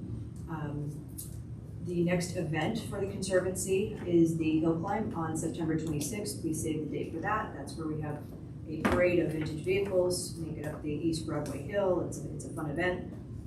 We also have the gala on November 12th. The save the date either just went out today or will be coming out shortly. It will be held at the Victorian Studio on Main Street where the other galas were held. And this theme of this year's event is Somewhere in Time, 1912. It's called Beyond Fantasy, Beyond Time Itself, and it is a time travel murder mystery. Cool. Pretty cool, right? And there was a request from the Conservancy. They said they have sent multiple requests over the last year for the clean out of the office space in the Chandlery building that was, they were told that they could utilize their need of office space, and there is an office there that's just a lot of items being stored there belonging to different organizations. And if we could somehow get some assistance with having that room cleaned out so they can begin utilizing the And given room a that they key. were promised. And given a key would be wonderful. Do you want to work with the other not-for-profits on that? I'm not sure who they are, but yes, I can do that. It's the Arts Council, is the Exploring. Retry. Council and Explore. Got it. Okay. The ARC, Zoning Board of Appeals, and Planning Board are all very busy with all of the development coming for Uptown. The ZBA recently reviewed an application from 116 Oakland Avenue for a new building there. The Planning Board has been, as we went through, we were revisiting the permit fees, which we talked about earlier. And we also had a meeting with the developer Beechwood, who is currently working on designs of the sidewalk that will go along with that project, that will go from High Street up Myrtle Avenue on the south side to Belterre Road, and then what they're going to be doing on the other side that will go to the school district, so, or to the elementary school, which will make that area very walkable, much safer for those walking to the school and hospital and those areas. So that was a very positive meeting. And that concludes my report. Just to add on to that, there's a groundbreaking for the second conifer project on August 27th at 1 o'clock, 11?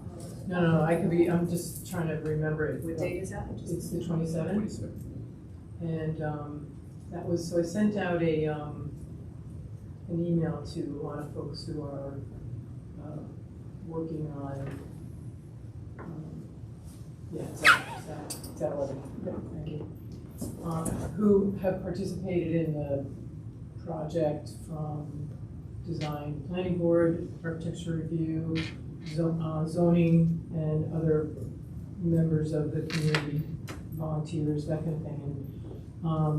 Because the conifer folks asked if we could help them rename the building because they don't like, they were using the Commons as a working name, and it wasn't working for them anymore. They didn't want it to work for them anymore. So they were looking for ideas and suggestions. They submitted a list of suggestions, and so I sent that out to the trustees and also to some of the volunteers on our boards and asked for their opinions. And there was sparse response, but the response that did come back seemed to favor Perry and Maine as the name of the project. And Conifer loved that, so the invitation that they're sending out refers to Perry and Maine, and formerly known as the Commons. So I just wanted to throw that in there. You all got that invitation to weigh in, right? You guys all agree with that decision? Yeah, I mean, I wrote today that that the selection was sort of overwhelmingly, the light response that we did get was leaned into Perry and Maine, so that's what I provided to Conifer as the name.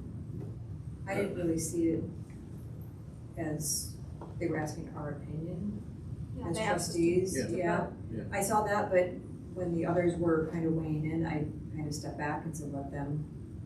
And I didn't have any major objections to any of them, so that's why I didn't respond. Okay. You said it was a light response. One other thing I wanted just to add to my report, I had sent an email, Attorney Moran, I just mentioned it to you at the last meeting when we were walking down to exec, and I think I sent an email asking folks not to respond to all, to not violate the open meetings law. but to ask if we could change the timeline of our meetings for the exec session. I had numerous complaints come to me even before I started that the exec session in the middle of a meeting is just disruptive to the public who spends the time to come here and listen, and sometimes, we've had the first one was almost 3 hours long. Is there any way we could put that exec session at every beginning of every meeting where we can tell the public meetings will always start at approximately this time? We meet the hour and a half, whatever we give ourselves for the exec, or in reverse and do it at the end of the meeting.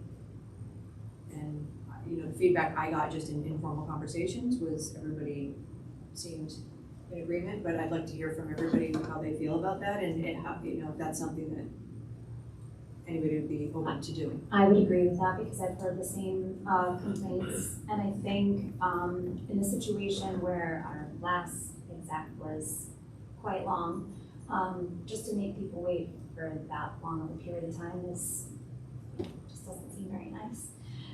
But I've also been involved with meetings where sometimes our exec does run late, but we know that we want to be out there for the public at, let's say, if we started at 5, we know we have to be out there at 6, but maybe we're not done with our exec.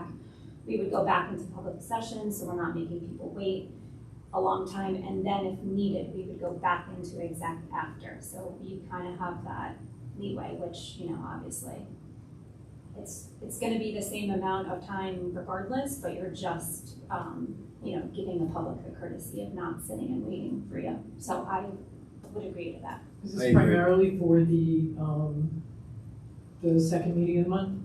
No. Because our meetings start at 5 on the work session. Is everybody available? It would be the question. If everybody's available for a 3:30 or 4 o'clock start time for No, I would say exec is always up from 5 to 6. Yeah, and we can move And the public to 6. Move the start of the public Because to 6. even tonight, we were here briefly, right? To open the meeting. And To to go open into meeting, exec. we weren't here very long, and then went into exec, so I feel like if we started in exec. Well, we'd still have to do that. You realize we'd still have to come and open. But we could even do The that in the meeting. conference No, room, I as think long you as can the do doors it. are open. Go into exec at 5 o'clock. Yeah, but you can do that in the conference room. Right. You don't need to do It's just a that. matter of us walking up or downstairs, so it doesn't really.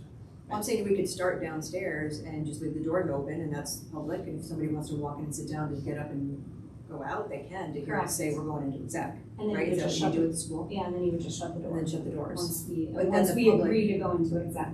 And then let the public know, hey, just so you know, the public portion will always start at 6 X, o'clock. right. I can only Next speak time. from my experience since I've been here, right? And generally, and certainly Matt, Trustee Giuliano, and the Mayor, correct me if I'm wrong. We only go into executive session before a meeting if we anticipate conducting business at that point. So, listen, I don't care, because if you guys are gonna call executive session at 5 o'clock, I have to be here regardless. But I just want you to be advised, we've already advertised our meetings for the year, so we have to go back, and that's gonna be a cost. Me being here at 5 o'clock for executive session, which I certainly could be, it's not that I can't make it, if there's no topics to discuss, I need to be here. Right. And there's not always time based on that, because a lot of these things pop up from now the Friday before the meeting until the Wednesday, where the meeting's already advertised, and the agendas are out, that also the executive session agendas pop up. So it's been my experience that we generally only meet before if there's an anticipation of business. And listen, I've certainly sat on a million boards, and I agree with you. You go into executive session, you handle the business you can, meeting starts at 6, you come out, you handle the meeting, you go back and finish. You've done that too. And we've done that to too. advertise the meeting? I'm sorry? When do we advertise the meeting, typically? Following the organizational meeting, the entire schedule for the organizational year is advertised in the newspaper. But how is it advertised? Is it advertised procedurally where it says, is it just say that there's a meeting and it work session meeting starts at 5? Or is it explicit and does it say public, exec, back to public? It's not explicit, no. Right. Because we don't always go into Because we executive. don't always go into exec. Right, so I feel like, I understand what you're saying, but I feel like, I don't know, I feel like we can kind Well, of so work maybe, around maybe that. it works better at the end, right? So if there isn't one, the meeting ends early. We don't have an end time that's been published, right? So if we always start the meeting on time at the beginning, whether it's 5 or 6, depending on which meeting it is, and then we go into exec at the end. If we need to come out of exec to vote, we come back up, whether there's people here or not, but at least that gives them the opportunity to have viewed the entire meeting and then go. The only We've done that problem, too. We've done that. yeah, the only problem with, at the end is if we have somebody coming to exec, Like we did today. like we did today. Right. So now that person, all right, no, don't come at 5, come at 9 o'clock. 7, 7:30, 10. And if you're speaking of, like, for instance, Labor Council, they're getting paid from the They time get they paid. start sitting. Right. So we try to get them in and out. And we don't always know when that's gonna happen. I mean, I see the point, and yeah, I'm trying to And they work get it paid. out, trying to figure out a way to do it. Just from attending the meetings though, I think we frequently start off our meetings and people are already here, right? So it doesn't really change. I mean, you were all here at the start of the meeting, we went into exec and then you stayed and we came back. So I don't know if it would really change, you know, that Would much. be- Like what I'm saying, when people show up, I don't know if that piece would matter. I know you're talking about the advertising piece, but I'm talking purely financial. Yeah. Right. That's all I'm talking about. But we're not we're not talking about changing the times. We would still start Do all at the the things. same time. We're just changing So the your order. 6 o'clock agenda meeting would start at 6, and your business meeting wouldn't start till 7? Well, that's why I'm asking how it's advertised. Yeah. 6, the public meeting. And if we need to go in exec before, and we know it, we advertise it. Because We would just have to change we that. update the advertisement. Wait, say that again? Let's say we schedule the public meeting for 6, right? Right, Next, yeah. the August, whatever meeting is at 6. If we know, like tomorrow, we need to go into executive session, we also publish that when the meeting's gonna start at 5 for the purposes of going into executive session. We've done that. Everything you want done, I believe, is already there. It's just, We try to be. and I'll also tell you this, I've been in plenty of meetings with this board, no one present, but come 9:30 when executive sessions, litigation, and real decisions gotta get made, Oh, yeah. people are staring at the door. Mhm. Can we just stop this discussion because I wanna go home? I've heard all these things. So, Well, that's why. that's why I'm saying I don't disagree, but like starting a meeting I'm hearing now for the first time the actual plan was not to start the 5 o'clock meeting at 3. You know, so We actually did that prior. I don't know if Our I. Sessions were at 3:30. Yeah, 3:30, and then we came upstairs at 5, I believe. I don't know. No, I work know, sessions were work always session was downstairs. Always Always behind downstairs. that, The whole thing, but 3:30. in that room. I'm fully. And the reason for that was because a lot of times employees would have to come in for different reports or whatever, so it was during business hours, not to put them out. But there's gotta be a way. I just think wanna we currently respect have the way. public and their time. I think we currently have the way. I think we're responsible with it. I mean, you want to codify the policy, you know, but I don't think I we get- It doesn't give you much leeway if you. I don't think we need wanna to do it. codify it, I'm just asking for a little adjustment in how we do it, just a way to, I Respect these don't guys. disagree because, listen, at the end of the day, I've been here, right? So we leave 50 people in the audience for an hour and a half. It's not right. If we're Or not 3 voting hours on like we did the other, something, Right. Today's a Jefferson. perfect example. We We're knew not that we were voting gonna on go into something, executive we session. say We knew that we we're were not gonna go into voting on executive something. session early. And So if we so knew all of those we can factors, dismiss Chris, then we can then- dismiss the public because we right, know we're right, not right, voting on right, something. right. And when we go into exec. Right. So we try to go into exec early on if we know we're gonna be voting on something. So we thought we might be voting on something tonight, but it didn't turn out that way, so we went into executive session early. It's okay, brother, no worries.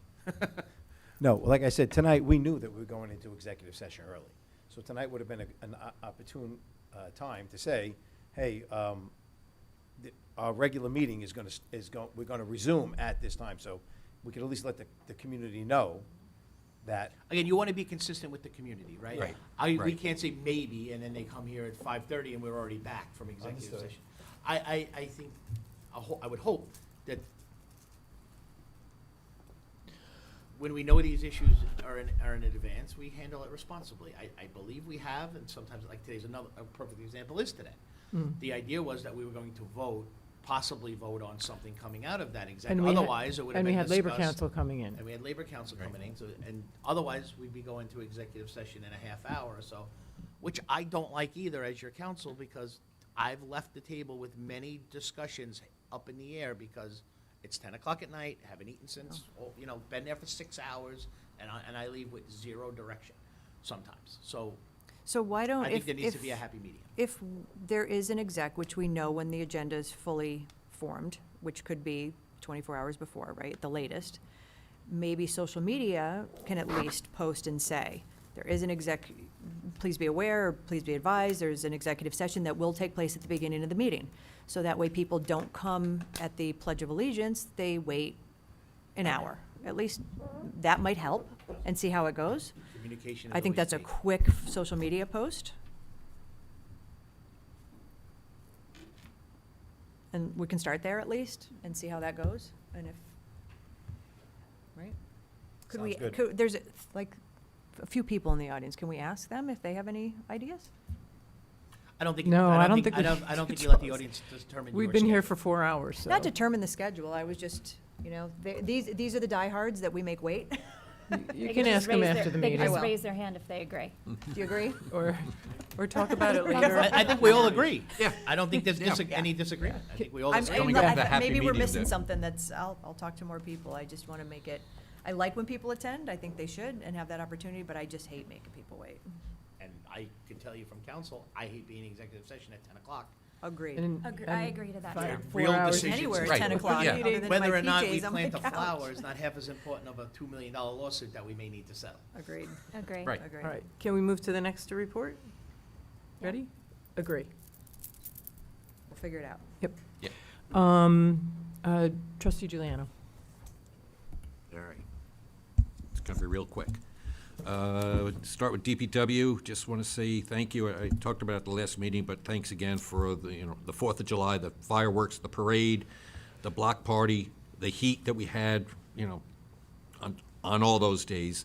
And then on top of all that, we had a storm on July 4th that they had to come in and clean up. So, kudos to DPW and Parks for all the work they did in July. They installed speed tables at 6 different locations. I saw 2 of them actually at the country club today. They look good. They're well marked, so people will know, and they're smooth. It's not, you're not going up a mountain. So they did a good job with the speed tables. They put them in at the country club and over on Scraggy for the beginning of school. So hopefully that will work to eliminate speeding. They just, continue with their daily operations. In the Parks Department, they did some irrigation repairs, replaced beach ropes, and then they also, on top of their normal, summertime operations that they do. Tree Committee, excuse Bob, me. before you leave our DPW, Yeah. I took a walk on the beach with Al Casari, and we have a core log that must have been moved from a storm. And I would say by the end of the meadow, it's about 75 yards past it, west of it, sitting there. There are like 4 or 5 temporary fencing poles that you hang the mesh fence on. Yeah. Temporary, they're rusted, they're just sitting there. I actually brought in one of the posts that hold on the core logs. And just as an example, because I spoke to Stephen Hayduck Monday, and Like a weapon. a problem that we have, you'll notice here, and Stephen said this was GEI's design. They only buried the core log post this deep. Yep. So they're just laying down. We have a bunch of core logs that are like dislodged.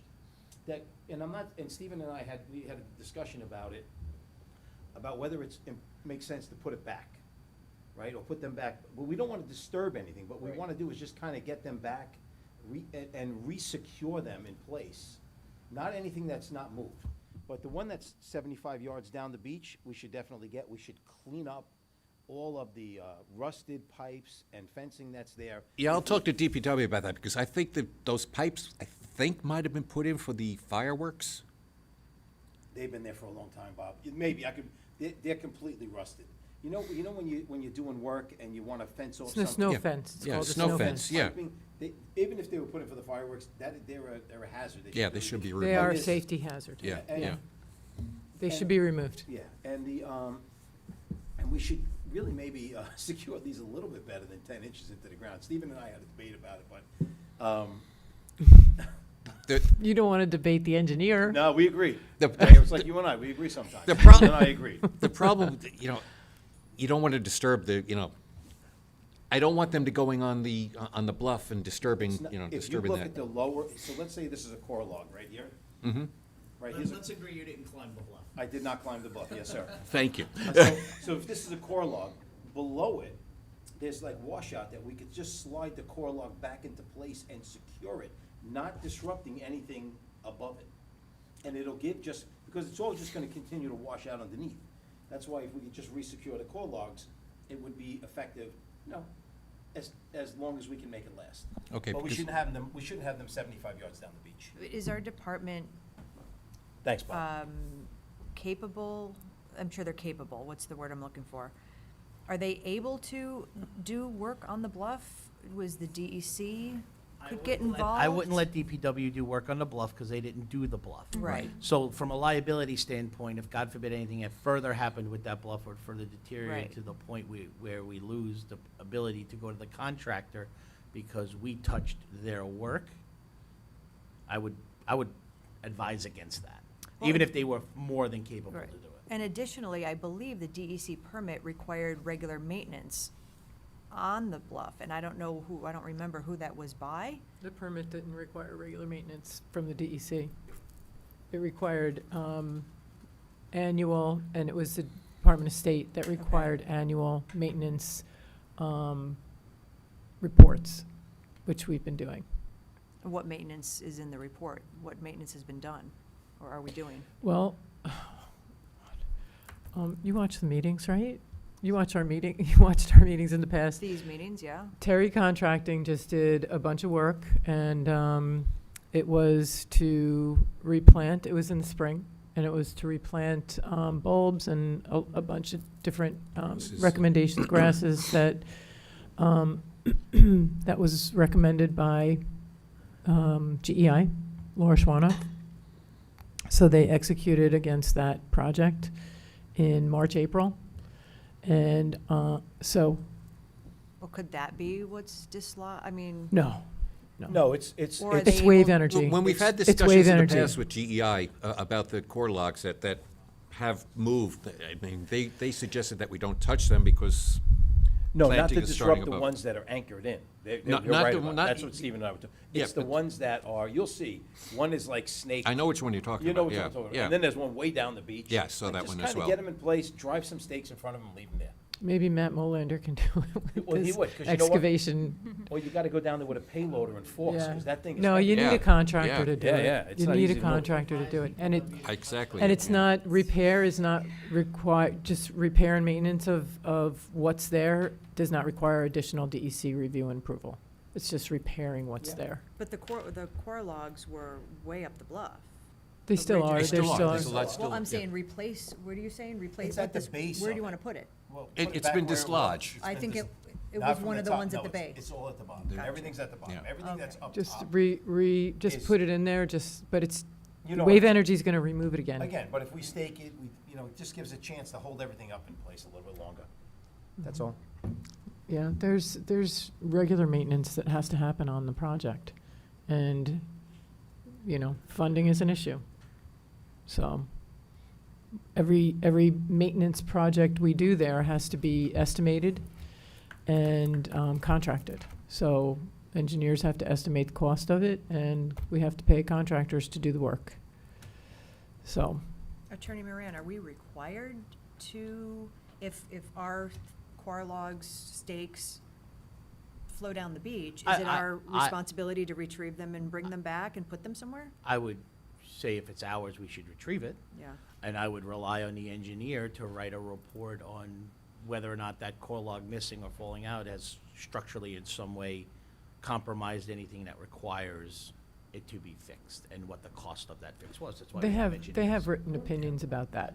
I'm just hesitant to just say, hey, throw a payloader down there and. No, we no, can't. no, Put it somewhere. no. You would do that over advice of counsel. Yeah. And it's still on our property. It's on a different beach maybe, but Right. it's in between beaches, but it's still on our property. Yeah, you're not moving that with easily. That's, it's No, heavy- it's no, heavy. those things are, And they're saturated with water. and, But those, the pipes, the Stakes, all the rest of the stakes. debris laying around. and those The are metal- also the metal deeply installed. And so that's gonna take some work to get those out of there too. I was down there today and I was trying to just shake it, and it was solidly installed. But they are a safety issue. Cut them down at ground Maybe. Not in the You- sand, you are they in could- the sand? You It's in could the pull 'em. sand. They'll- And you'll then get somebody them. might step on it Yeah. and cut the Yeah, foot and yeah.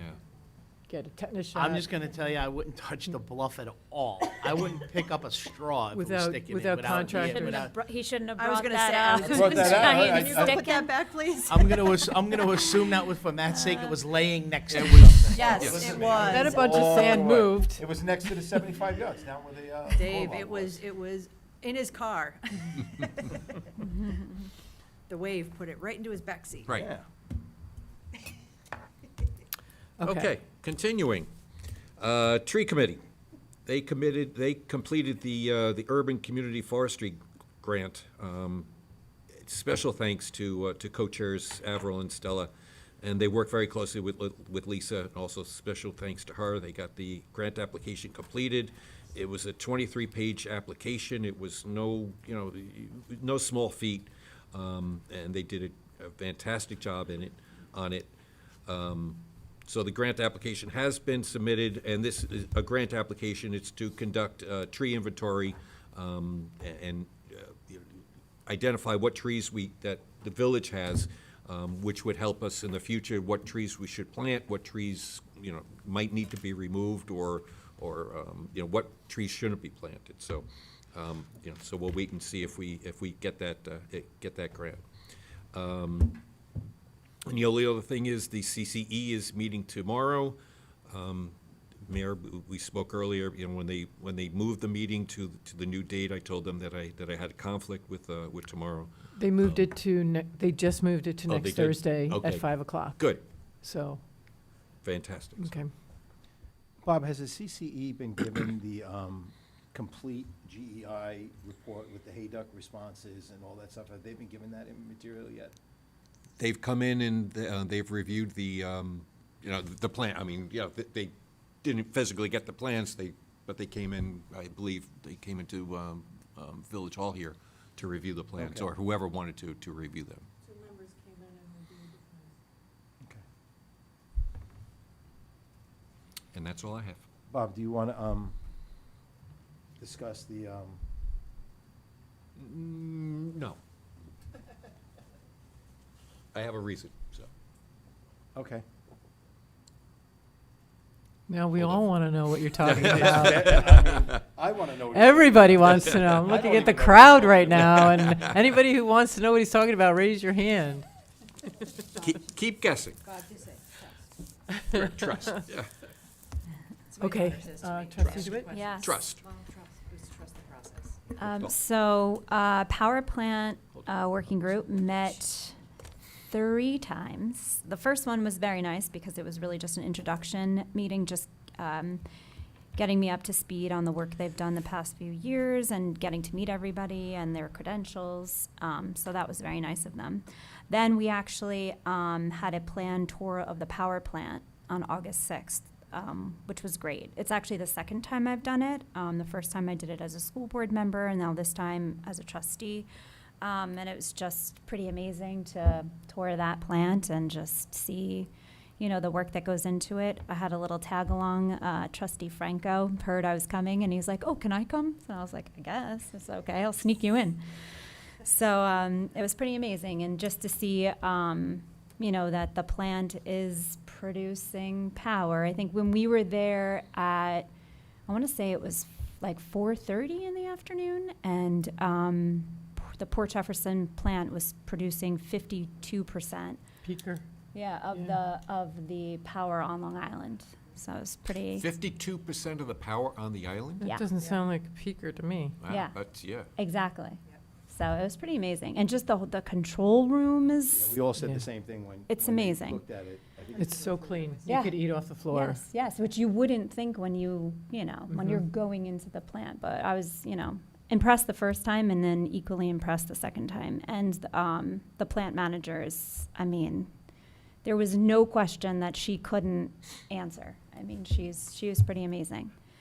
And then last night we actually here, Village Property, we had a presentation by Tom Bierloff. He's not officially part of the committee, but he's extremely knowledgeable about power. So, me being a first grade teacher, I, got a lot of lessons in energy and the history of the plant and PSEG and National Grid and LIPA. So it was pretty eventful for me. Tom was very active in the group. He was. Probably 20 years ago. He was, and he yeah. was- Well, yes. he talked about that. We covered a lot of history to start the meeting, and then moved forward a little bit. But yes, he was very active, Yeah. and he talked about he was a big part of the Caithness, Right, preventing that. yes, preventing that, and so he's very, very knowledgeable. So we're trying to get him to come onto the committee, but he doesn't want to fully commit, I think. So. And then we had a Park and Rec meeting on August 5th. So we discussed recarpeting of the second floor of the Village Center.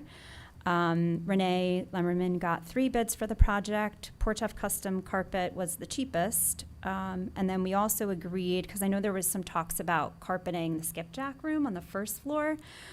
So we were having conversations about that, and after the flooding that just happened and the remediation for that was, a little bit of work. So we talked about possibly not carpeting that room and maybe just removing the carpet and removing the glue and then just epoxying the floor. We thought, I know. So trying to find out what the cost of that would be as opposed to carpeting it. Maybe And it use just that material, sorry. no, I was just going to say, it just seems like it would meet the needs of that room better than carpet. I would like to just add, I remember the carpet went in that room because of the exercise class that was Right. in there. Mhm. They had requested it to soften the floor. Right. So, but other than that, I don't think that still happens We had a in there, right? conversation about that Okay. and said if that was, to be used for that, I mean, people could bring in yoga mats and just, I think it's really used for kids mostly. There's And not much they do on the floor in that exercise Right. class anyway. Yeah. No. So, and I just feel like, even hygiene-wise, it's much cleaner, especially when you have little ones in a room. You know the floor in Ruvo and Castaways? It's Mm-hmm. a flooding, and also in the fire department, they all installed this special material floor and with an epoxy finish or something like that, and it's for flood damage prevention. Mm-hmm. And maybe it's not cheap, but it protects the flooring, it protects the property. Yeah. So we thought that would, The only other problem Even you're if going it to have with removing the carpeting there is if you have a meeting there, the acoustics. Well, first of all, the acoustics are bad in that room Yeah. to begin with, but then Right. take the carpeting out. Downstairs? Yeah. Yes, The terrible. skip If you take the carpeting out, the acoustics will be. Especially when the heat or air is running. Yeah, that's Can't always hear terrible. anything. It's Mhm. like But a- it's, that's not a reason Yeah. not to do it, but just Well, I to think keep that in mind. I think the carpeting has to be replaced regardless, because I Yes. think, so, I mean, it's just a matter of what it's replaced with. That is the conversation, Well, the quote obviously. that we got, was that for the second floor and that room? No, I They think it was just for the. second floor? Yeah, just the Okay. second floor. So we had preliminary discussions of suggestions. Oh, we were talking a little bit about, very briefly, about the Highlands property and, the potential maybe over the years to explore a park there, since we will have so much new construction uptown that, that could be a conversation maybe over the next few years to just explore. We discussed the purchase of a garden shed at the Beach Street Community Garden. Isabel, who's a member of the committee, she's seeking quotes. But I think that $2,000 was already budgeted towards that, so she's, I guess, getting quotes to stay within that budget. To do what with? That's the garden it? on Beach Street. Yeah, Beach Street. Community the garden. community garden. And do what with it? A shed, to put a shed there. Build a shed, Yeah. just for the Well, not, yeah, Tools. equipment and stuff. right. Let's call it a tool house. Yeah. Tool house, yes, not a shed. Salt shed and tool house. Yes. And she's also looking to purchase braille locks because there are some people that use the community garden that are vision impaired. So she's going to purchase braille locks Aw. for the gate. I'm sorry to interrupt. What? Those were purchased. Oh, okay, good. Yeah, well, Sylvie said Figured. those were purchased today without using the microphone, so I'm just saying it for the those were record. purchased today. Yeah. Got it. And we talked. And Bob, I may need to ask you because we talked a little bit about the status of Rocket Ship Park. So the committee asked me to bring to the table today about the status of the basketball court resurfacing and new basketball hoops. So I don't know, I think the cost was approved, and so I guess, but I'm not sure, because obviously I wasn't a trustee at the time. So they were looking to see when that project was going to be completed, but I don't know if it was that. It was also a misting station at Rocket Ship Park. That was another Right. project that I guess was discussed. I think they said back in April. Mm-hmm. So those two things they asked for clarification or to. So I'm going to defer to Steve for that, and Sylvia. The basketball court, I think we went out to RFP on that? Not yet. Okay. I'm working on specifications. Microphone, Sylvia, please. Never been told I'm not loud enough. Working on specifications with parks. Okay. Okay, as soon as those are finalized, we will do that. And the missing station, And the misting station is, are we So going, both, that's part of it. are we doing that also, the RFP for the misting station? we don't know if it needs an RFP. Okay. So, I don't know why, I'm going to say this out loud, why it's taking so long. I think I that have was. no idea why what- it's taking so long, because the recommendations were provided in like May. Yeah. So, maybe June. I don't know. But I'm not blaming anybody. But when we get recommendations from an advisory council and the funding is there and the board was, yeah, that's a great idea kind of thing, it should, I don't know how to move it forward as a board when we've already moved it forward as a Mhm. board. I sent an email today that should help expedite the process. Okay. And that was the concern, like why is it taking so long? I was trying to be nice and not say that, but yes. And then the other concern at Rocket Ship Park, I don't really know how to describe them. Well, what I describe them as are spring-loaded rockers, and there's two. One is broken and has, I think, like an orange cone, a safety cone on top of it. And then the other one apparently is about to break. So there was a question about that and if that could be replaced, because obviously it's a little bit of a safety hazard. I Is this, think Dave had talked about removing them because. Yeah. Should not be replaced. Those Right, are archaic. Right, he does not Those want to are replace them archaic, because, yeah. yes. Right. I know that Rocket Ship Park is not that old, but I don't know if that was the best choice to, for a pair or equipment to put in a park. I'll ask Greg about that. Yeah, okay, thank you. Can we go back to the carpeting for a second? In the, was the quote for two rooms or was it for one? I think it was just for the one, the second Have you seen floor. it, Stephen? I'm not sure, but I thought it was just for the second floor.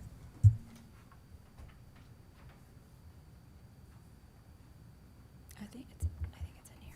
Yeah, it's in our packet.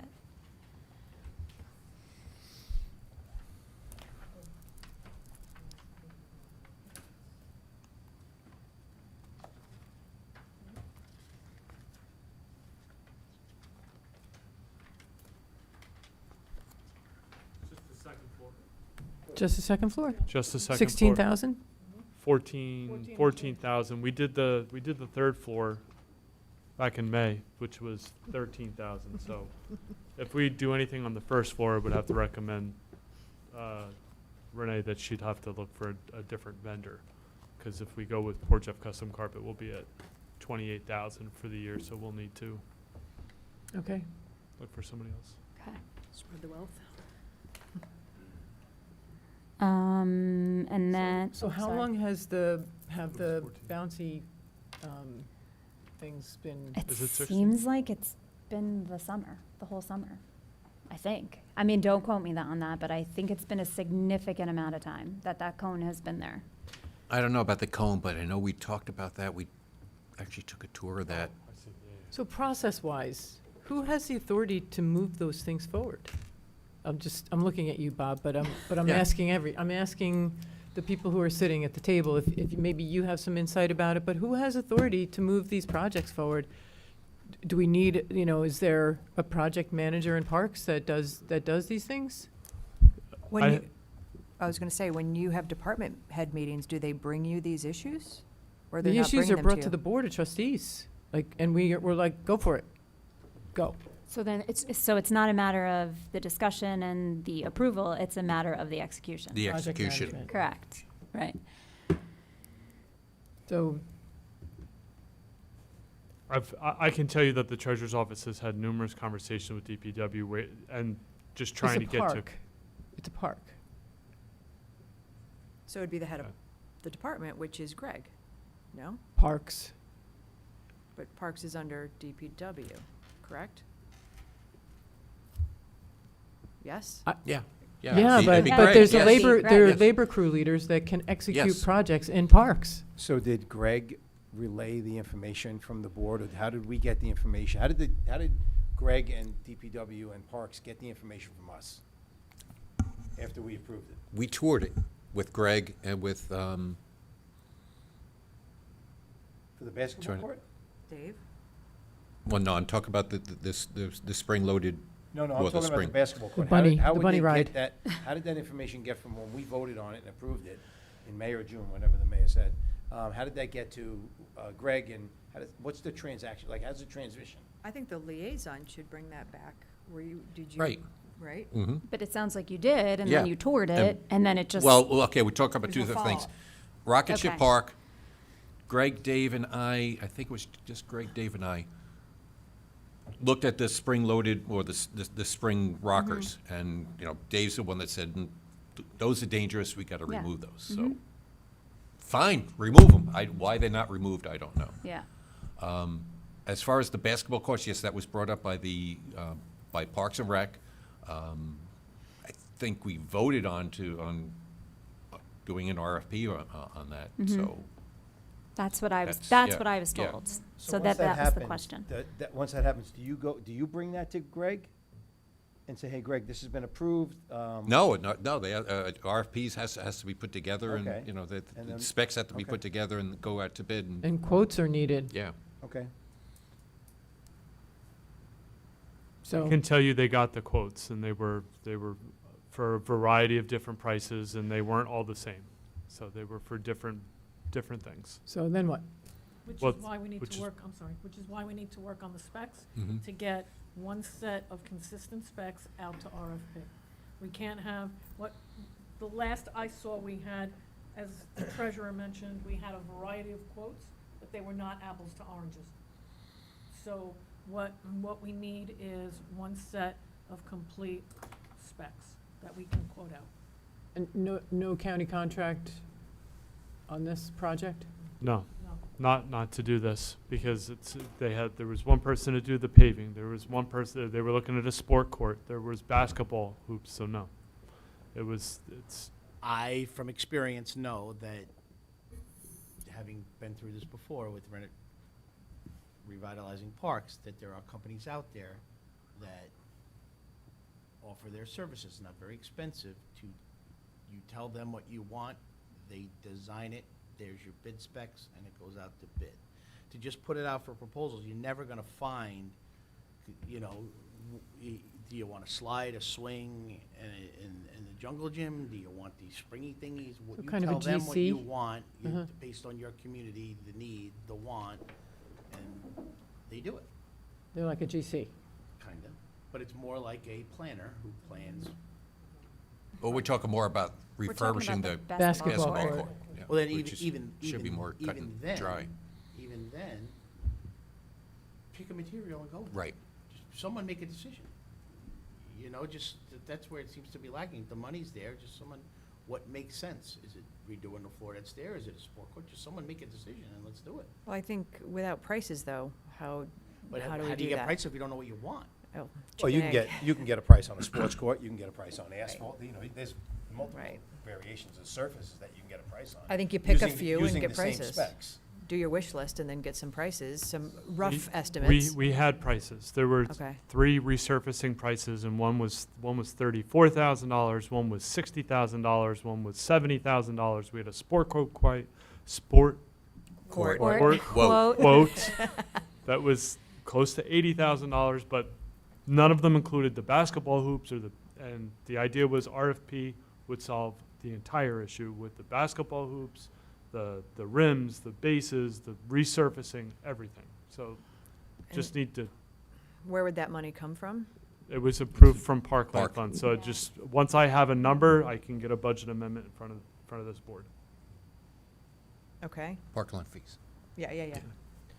And then So also guess the who mist. gets to run this one. Oh, great. And then also the misting station too, because I think that was also included and approved, right? Yes, and that would be the same. We just need quotes, and if it's within procurement, we can get a budget amendment to That was move the money over to do that. It was It's- recommended. So the Yes. Parks and Rec Advisory Council makes their recommendations, Mhm. and then the Board of Trustees approves. Right. Which So, already yeah, happened. and we were all in favor of it. Right. Okay. So I'll just tell them we're waiting. We're going to put out an RFP. Is that what's happening? RFP. So do you want to coordinate with Clerk Perillo and Trustee Gafka? I mean, I always call you Trustee Gafka. Oh, well, Give you that's some- nice. Do you want to Aw. coordinate with, work with Greg? No, would never. I think it's less Work with work. Dave Melios, who I think Sylvia's communicating with right now. Okay. But just to have someone who's pushing it through, Okay. right? So don't stall it. Let's not Mhm. stall this anymore. Parks, how can I help you? Sylvia, how can I help you? So then Steven, can how you I help include me on any sort of, any communication, or do you need me to initiate the communication? I don't need you to. Yeah. Okay. Okay. All right. Yes. No, thank you. So we also discussed possible sail shades for the park due to the heat on the slides. I guess in extreme heat, when kids go down the slides, their legs get burned. Oh, come So on, we we talked all to- went down those I metal know, slides with I know, shorts you on just as put your kids. legs up. I And still we're have all still scars. here. No, I still have scars. But I have seen the sail shades, and it's nice because it provides shade, and there are things that could be taken down each season, and I don't think they're, a break the bank type of. Everybody's using them now. Yeah, I don't think it's a break the bank type of situation. So we're exploring that as a possibility. That actually came that was a recommendation from the Public Safety Advisory Council. They were Mhm. talking Oh, okay. about, what can we do about the park and those slides. Mm-hmm. Uh, Yeah. That was Brenda Batter brought that up, I Oh, think, okay. yeah. Yeah, that makes sense. And then along those lines also, we talked about self-closing gates, because I guess some of the gates either aren't closing the right way or they're hard to close, which is obviously not safe if you have little ones in the park. So we discussed the possibility of self-closing gates. And we also talked about the possibility of a park consultant just to get some ideas for the area. I know, which was what exactly. I know you did. I was like, oh, I have that starred right here. That sounds like a fabulous job, a park Yeah, consultant. it's so fun, right? Should we do a springy thingy or Yeah. a sand? Yeah, I think I don't those know. are a thing of the past. Yeah, right. Yeah. Right. And then you get the prices. Yeah. All right. Yeah. We also had a conversation about the Turtle Spray Park and how that is in some major need of maintenance. I don't know if anyone's been down there or seen it, but I mean, it is. I can't believe that some people let their kids playing there. I It's know. like I'm scared they're gonna just looks like a swamp. Yeah. So we talked about the possibility of replacing, and just getting rid of the mulch, which is obviously, I'm assuming, clogging the drains, which is why they're such a And bad. it always stays wet, and it's like, Yeah, I it's mean, like a there's swamp. just puddles. It seems like the disgusting. whole thing kind of needs to be dredged out a little bit. And then we talked about rubberized material that could Maybe a park possibly consultant. go in there. Yes, a park consultant. We talked about the tennis courts, which we're also, I guess, waiting for a quote on resurfacing. Does that sound familiar to anybody? I think there's a grant application Yes, for that. yes, but I think it's a match grant. Might be. Yeah, Wasn't okay. that recently done? I mean, within the last 3 years that was done, no? Mm-mm. 4 years? Been years. No, yeah, no. But back here? Yeah, Really? Has Yeah, it been that with- long?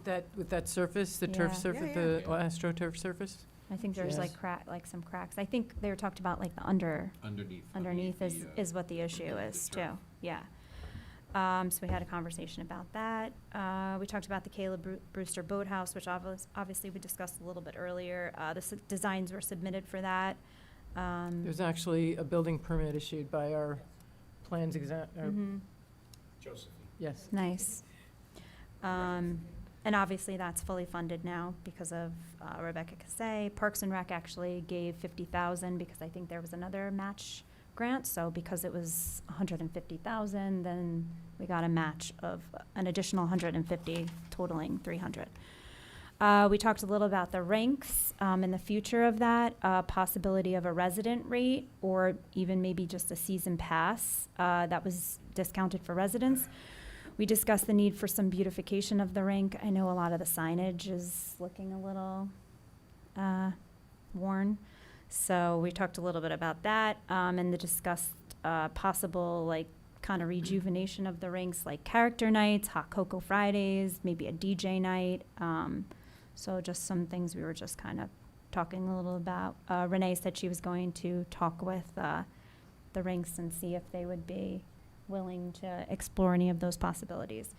And then the last thing we talked about was construction of a skull rack at Centennial Park. We actually received an email, I guess, back in April, and then it was forwarded to me as the new liaison. So Matt, who's the chair of the committee, is going to reach out to the woman that initiated the request and just have some discussions with her about like what it would entail and what exactly they would need. We weren't really like too familiar with the construction of a skull rack. I think it's for those really long boats. So he was just going to go seek some more information from her about that. So there's a little bit of background on that I think, Okay. Because the town called us in back in April, a meeting that our village attorney, you attended that meeting, right? Did you attend that meeting? Yes. And so I didn't attend that meeting. Do you want to talk to Trustee DeWitt about what happened in that meeting?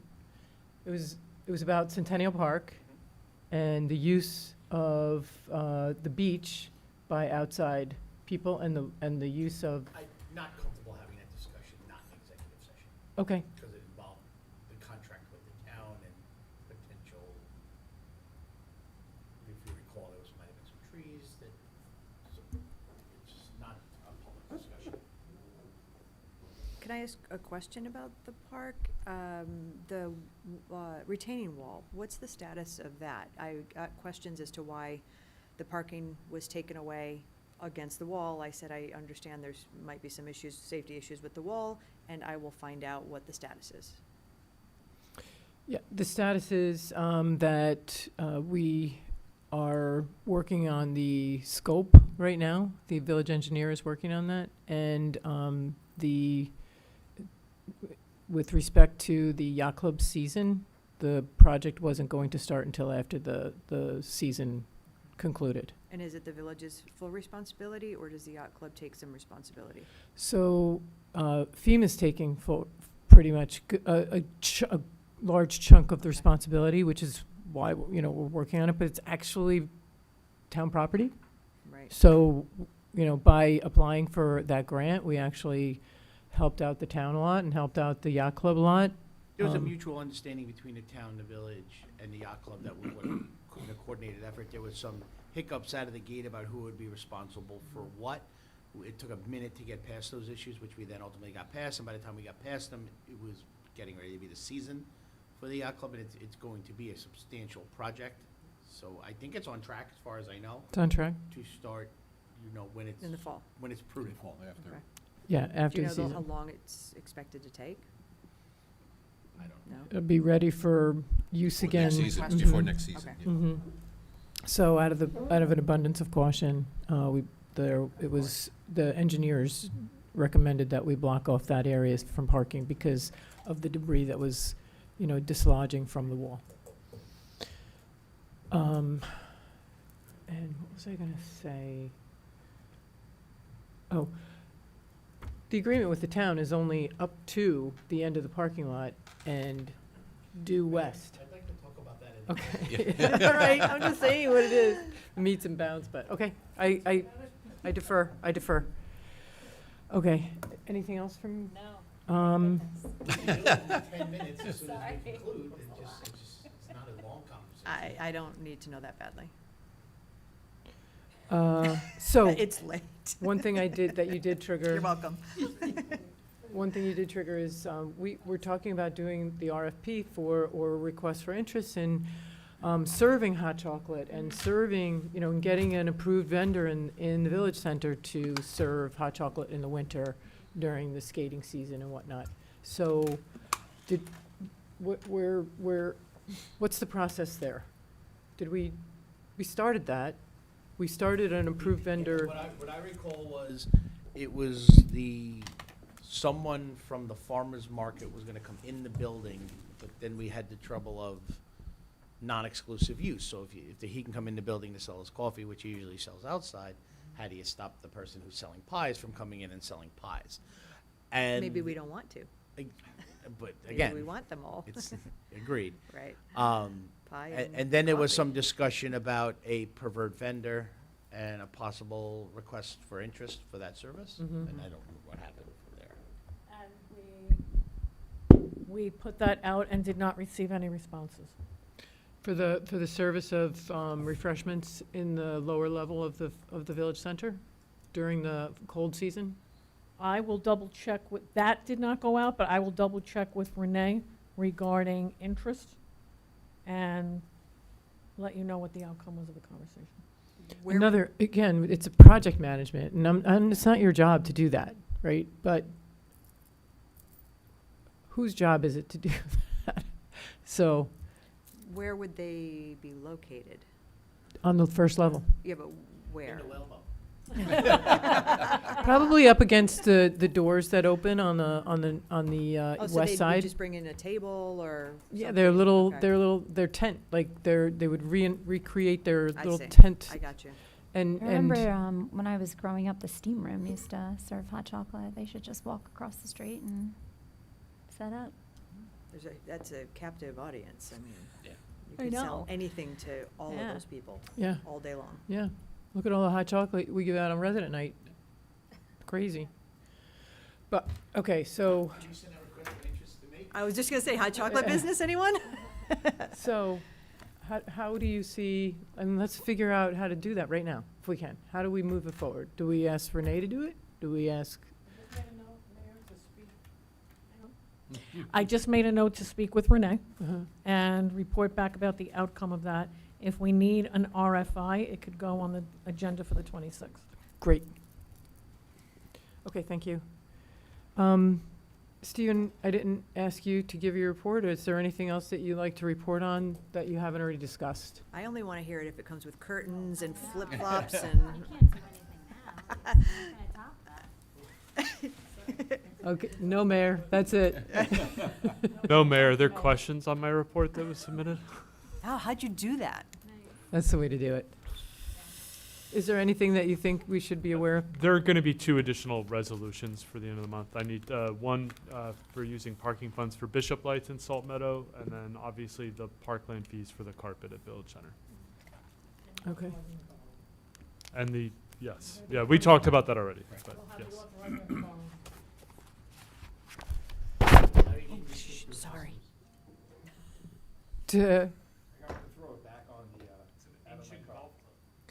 So just a couple things on the, On the Oyster Festival, Oyster Jamboree, and the block party, we are having a block party on Main Street on Saturday, August 16th, 15th, with a rain date for the Oyster Jamboree is on the 16th.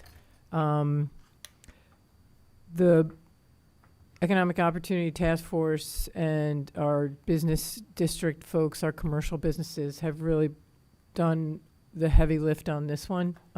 Chamber did the heavy lift on the one on July 5th, but it's a volunteer group of business owners and storefronts, and they've set up at least 60 to 70 vendors who are going to be here. Mostly it's going to be the businesses in our community that are pulling out from their stores and out onto the street to offer different activations that they're putting together.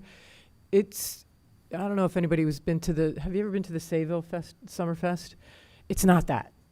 With a bunch of flea market tchotchke, no offense to that, but this is going to be a little bit more sophisticated. I don't want to over-promise or over-build up expectations, but they really did an amazing job. And there's going to be a few outside vendors coming in, but I really encourage everyone sitting here to experience it. And the oyster eating contest, maybe participate in that. Does anybody here eat oysters? I love oysters.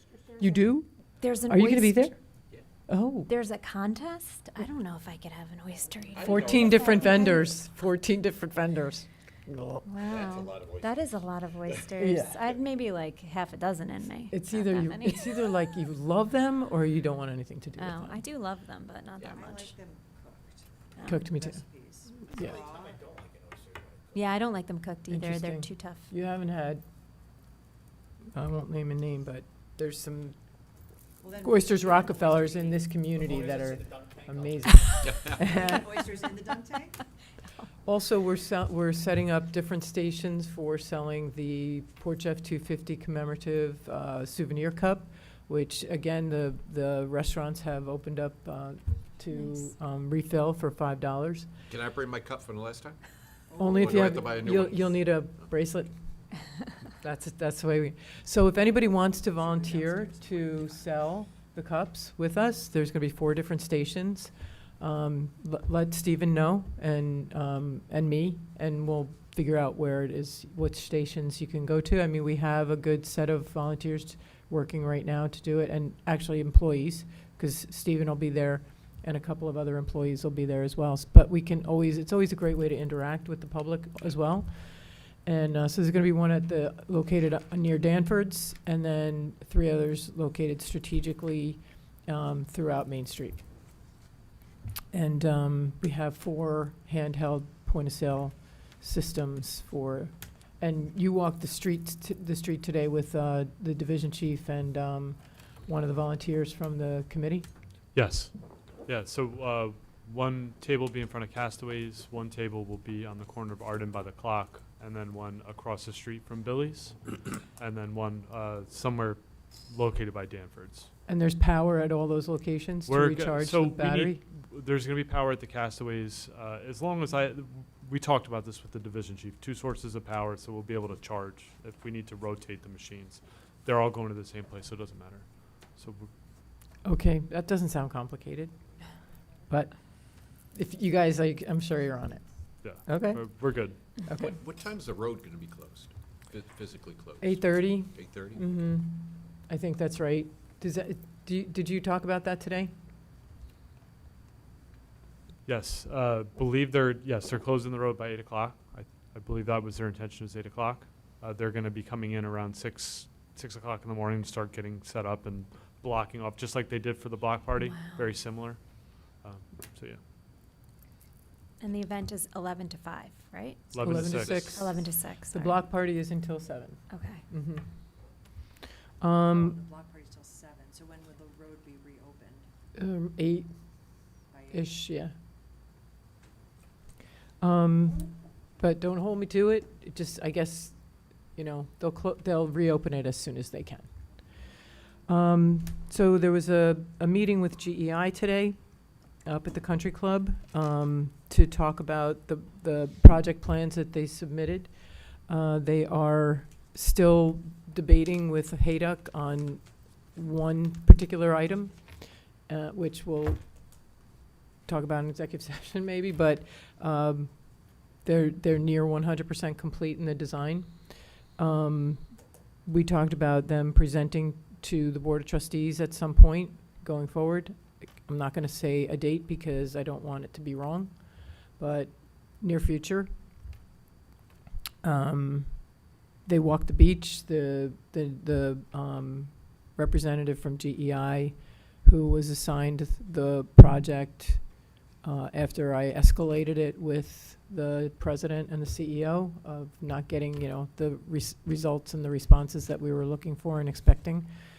And so she was on site today and looking at the project, and a PE, a New York PE state certified professional engineer was there, answered Hayduck's questions, answered our questions, and so they'll be coming back soon with some additional feedback that we'll provide to the Board of Trustees, and then we'll set a meeting to hear from them, ask them questions, and understand the scope of the work and the longevity that the work is expected to hold if the plan is approved, and how long it will protect the building for. It was interesting. I don't know if you were all. Some of us were at the Civic Association meeting that Michael Schwarting and Francis Campani presented an alternative, which was to move to create a new building in front of the building as an alternative. The total price of that project, in their loose estimation, was about $6 million, including demolition for $1 million. The numbers I'm not sure match up to today's costs, but I'll just say this, and I'm not advocating for anything, but this project, if it is approved and we do it, will cost $6 million, and the goal is to make it, or less, potentially, depending on what the final numbers become. But it will, the goal and the expectation is that it will have a lifespan of protecting the existing building for 50 to 100 years. So, and it's less than $6 million. So $6 million to move a building and demolish an existing building, which is under contract. I'm just laying out kind of facts and observations from my standpoint. Again, not advocating one way or another, because I'm still not, I'm just working through the details of something that was inherited. So that's a meeting that we had today, and we saw the core logs and talked with the engineers about those and the recommendations, and should we continue to plant up on the west side of the where the matting is, and where it didn't seem like the plantings that were done in the spring had taken that well, and so we're looking for more recommendations about what to do to maintain the stability of the bluff.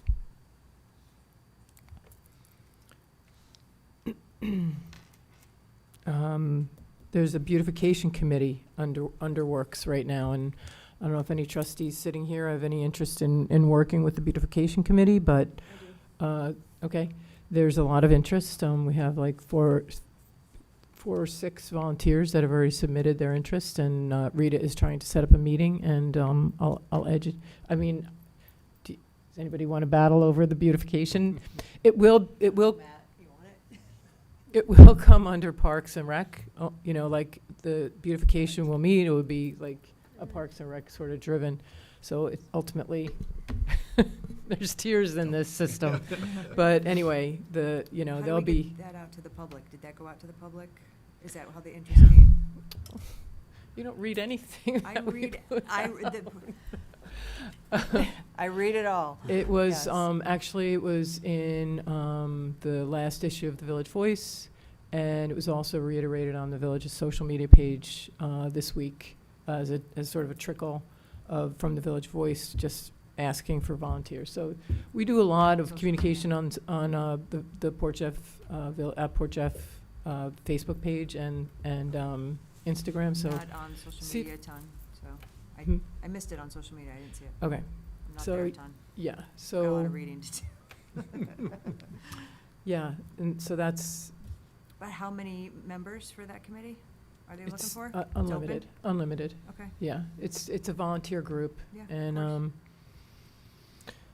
course. it was actually brought to my attention as, you know, can we, because I've been trying to get Joanne Yasso involved in things, and because Christine was our horticulturist for a hot minute.